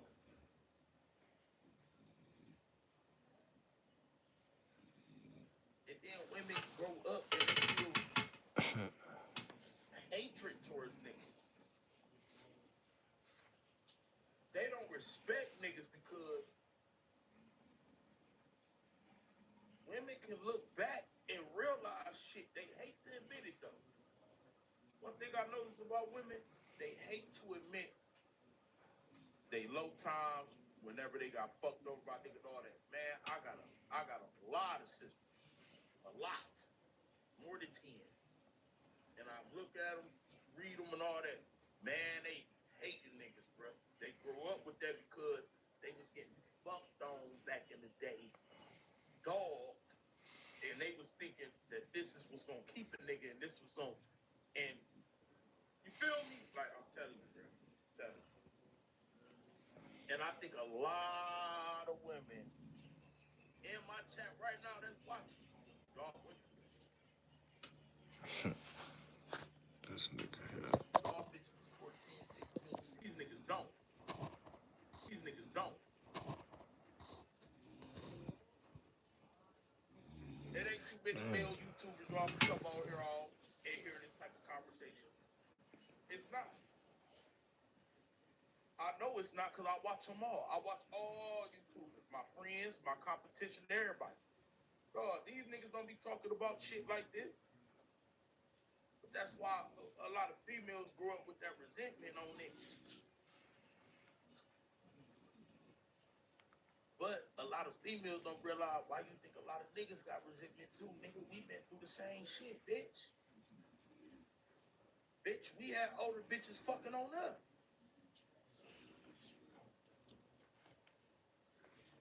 Doggy, your baby father, your husband, your whatever, for some niggas way back. The fuck you think we doing? Oh, you just don't love me. Why you don't cuddle with me? Bitch, cause I'm fucked up like you. And that's where that hood shit gets you. So when you hear niggas like Jay-Z say that, this right here, pay attention to what he really said. People not just want to know, they need to know about just from the reaction I'm getting from the public about Jay-Z and Beyonce. How long have they been dating? If you put like if you from the hood and you got, let's say 1,000 people live in the project. If you got 1,000 people like in your business, it's gonna put a strain on your relationship that you would never ever believe. And that's where that comes from. He called it the hood. I don't call it the hood. It's called the hood.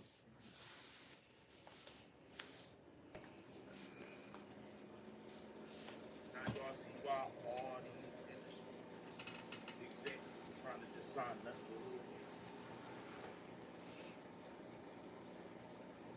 They know 9 times out of 10, a real hood nigga that was trapped in the streets, he either been fucked on by somebody older, or he was older and fucked on somebody younger. I'm the realest nigga on this beach. That's gonna break it down. That's why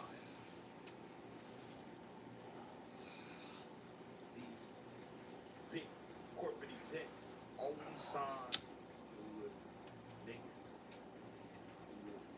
bitches. Because they can keep the shit going. That's why in the Jay-Z song you hear, all I need in this life of sin is me and my girlfriend, no matter how old. Because he said all I need in this life of sin.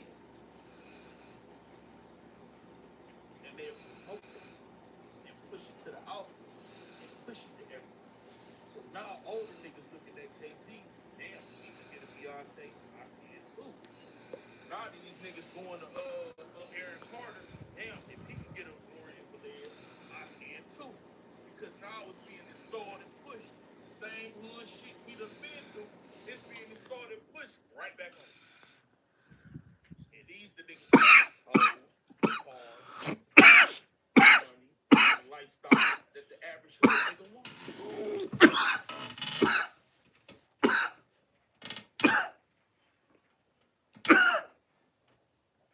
So why would the average hood nigga growing up in Jay-Z they think Jay-Z wrong for fucking with Beyonce? And he done got up to another level. Yeah, Aaron Hall. He done got up to another level. He done got all the money. He got all the clout. He got all this. I want to live like that. That's how the little nigga said. So shit, if I want to live like that, I got to get me a Beyonce. Next thing you know, now another nigga coming through with a little young bitch. That's how R. Kelly was born. This nigga was born. Dame Dad.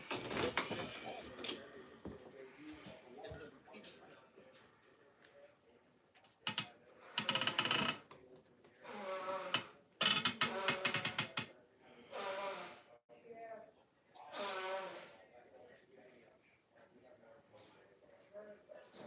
And you know, I just look like this, man. But I sit back and I educate myself every day. Even days y'all don't see me on here, I'm learning. I'm just trying to learn if people is a general, this music industry, all this shit. And we failed the rappers and the rappers failed us, man. And that's really, that's it. And all we gotta do, man, we gotta protect our children, man. This rap game ain't what we think. Look at all these rappers right now, bro. I be having my cousins and them coming over there. I'm about to go to the studio. I just be like, only you knew, man. Because you can't sit down and talk to the average hood nigga no more. When I was a hood nigga, engraved in the trenches, I wouldn't have wanted to hear none of this shit neither. But I ain't just no average hood nigga no more. Nigga, I'm somebody with something, with a business that's attached to the industry somehow. And I'm learning and educating and reading and peeping certain shit. And I'm realizing, like, nigga, we been fooled, nigga. We have been fooled.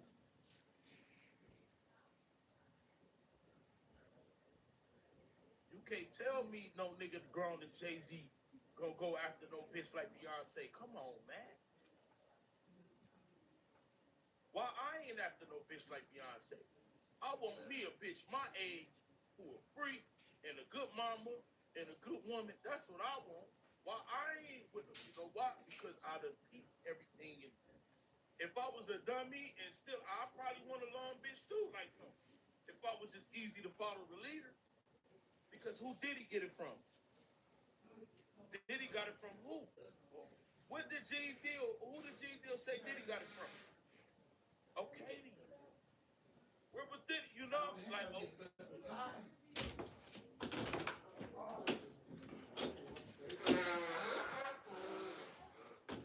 look, if I was part of the leader, I'd have me an 18-year-old bitch too. Nigga, Diddy mama was one of them type bitches. How can we keep blaming him? Like, we can shit on Diddy all day, but look where he came from. Look at his daddy. Look at his mama. When he got to the industry, what was the nigga that was over him doing? Like, Diddy set up. It's normal. Just like the hood. Just like the hood, bro.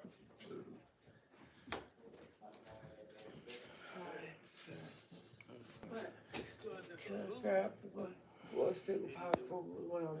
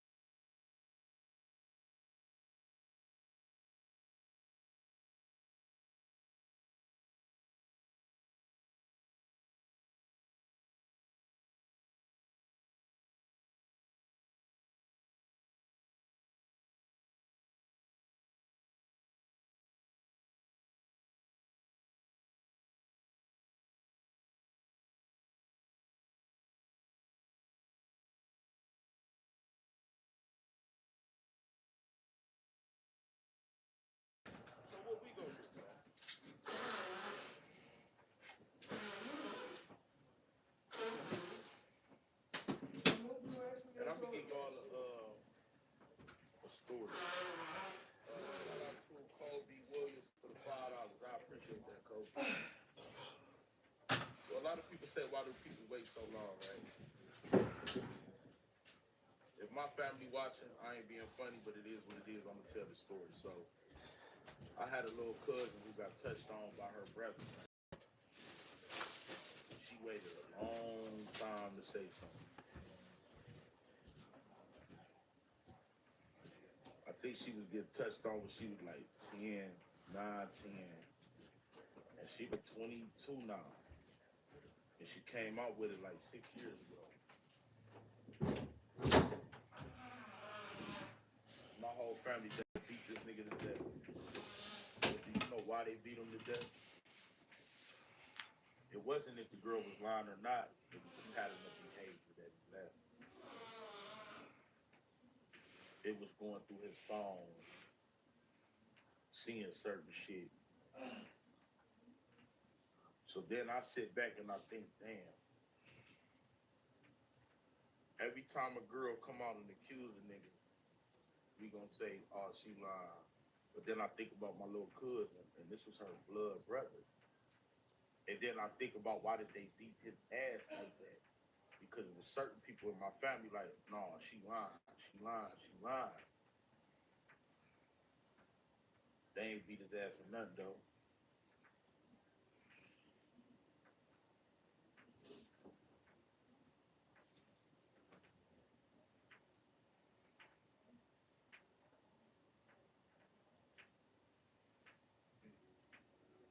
They knew shit. They seen shit.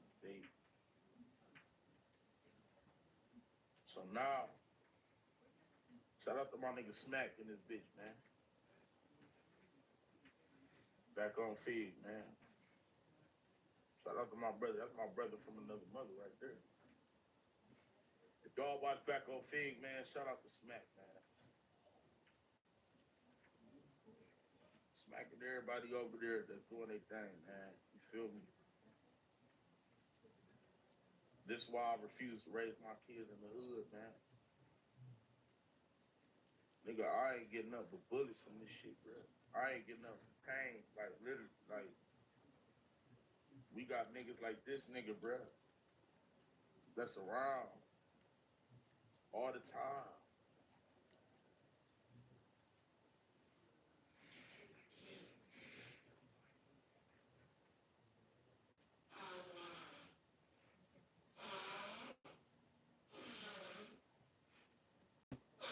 What we supposed to do?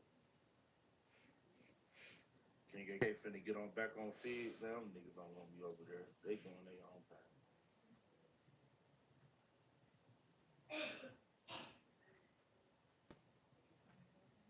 One thing y'all realize about me, man, I don't think I'm brand friendly for nobody.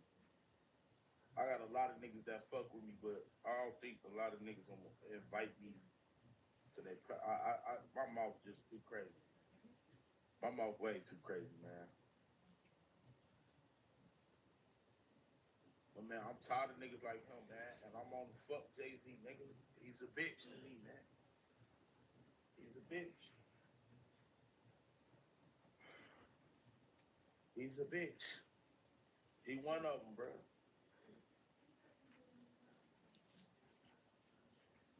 He one of them. Nigga, how we feel when R. Kelly was one of them, bro? That shit hurt us, nigga. Nigga, these niggas one of them, bro. They them, bro. They them, nigga. These niggas is them, bro. Bitch ass niggas we raised up on all up, bro. All they ass up. I ain't bullshit. All of them.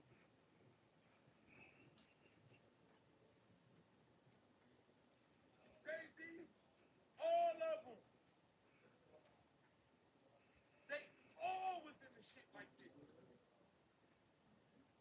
R. Kelly, Jay, Diddy, all of them, nigga. They Dash, you, all y'all, bro.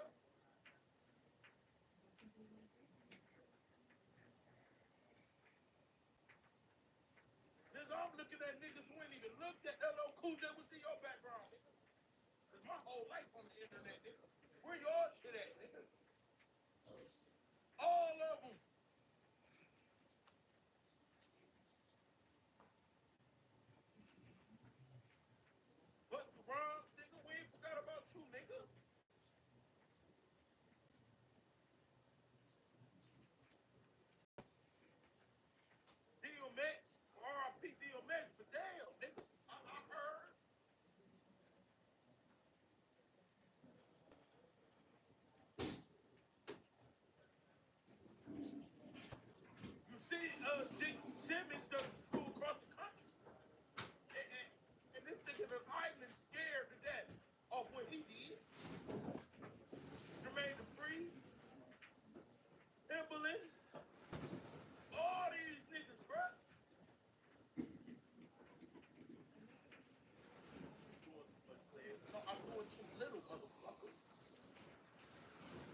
doing too little.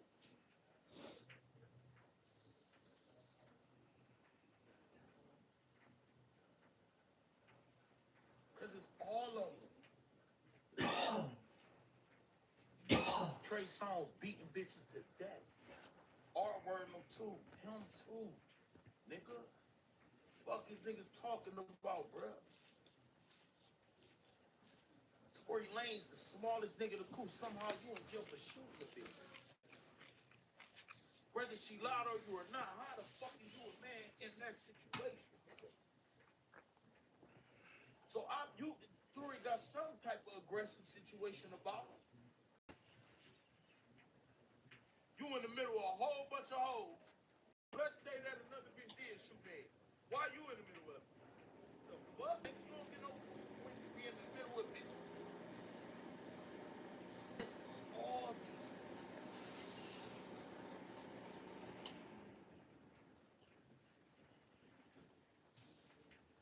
Don't put DMX or LL Cool J in it. You shut the fuck up talking to me, nigga. Before I find your bitch and fuck her in the mouth. Real hard, nigga.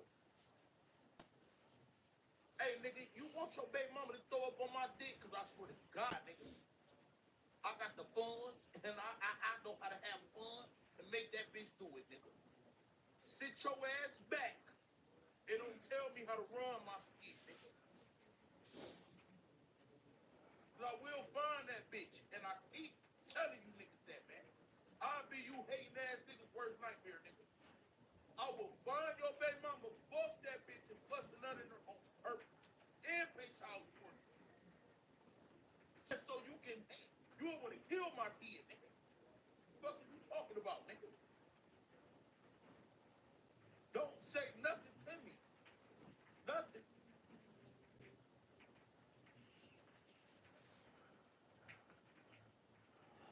Shit, I live in Cleveland, but nigga, I make this bitch feel like nigga the Bahamas, motherfucker. Stop playing with me, man. I will make this bitch feel like the Bahamas. Nigga, I'll blow a whole check on your baby mama, nigga. A whole YouTube check. Stop. Had this bitch coming home with bags, stumbling with high heels on. Baby, what you was doing? None. I was with my people, nigga. She was getting fucked, nigga. Every day. On her period, too, nigga. What are you talking about, nigga? On her period. Yeah. She say she on her period. I ain't hearing it. Put a rubber on. I ain't fearing it. Nope. But we go party. This is Stoner's night. Plus 18 hoes. Porno night. We from Amsterdam. Hotel room to red light. I get tripped like this for real. No hype. Shout out my nigga Juicy J, nigga. Nigga, this all about nigga. God do your bitch dirty. In the worst way, nigga. She won't need what? She come back home, your feet dirty. You don't get manicures and that. Your feet, nigga. Your feet don't look like mine, nigga. My nails be shine. Up hands and feet, nigga. Shine, nigga. Clean. You see what I'm saying? Nigga, she come at you ain't doing nothing, nigga. It's her birthday. She got the kids. You ain't even gonna say, come here, little baby. Nope. She got her birthday doing on her birthday, birthing the baby. The baby birth. Then she put it down. And she got to pick a baby. Nigga, you don't do nothing, nigga. What you talking about? You niggas be getting on my motherfucking nerve. I'ma fly. I swear to God, I'ma fly one of these baby mamas out and impregnate this bitch on purpose, nigga. And you gonna be pinching and kicking and stomping this shit. Fuck that baby. I don't give a fuck, nigga. I ain't make that baby out of love. I made that baby out of hate, nigga. Nigga, that baby ain't. I don't give a fuck about it either. I made that baby to piss you off, nigga. So you can watch another little me run around your house, mommy, motherfucker. You ever heard a baby? You ever heard another nigga baby tell your baby mama You ever heard another nigga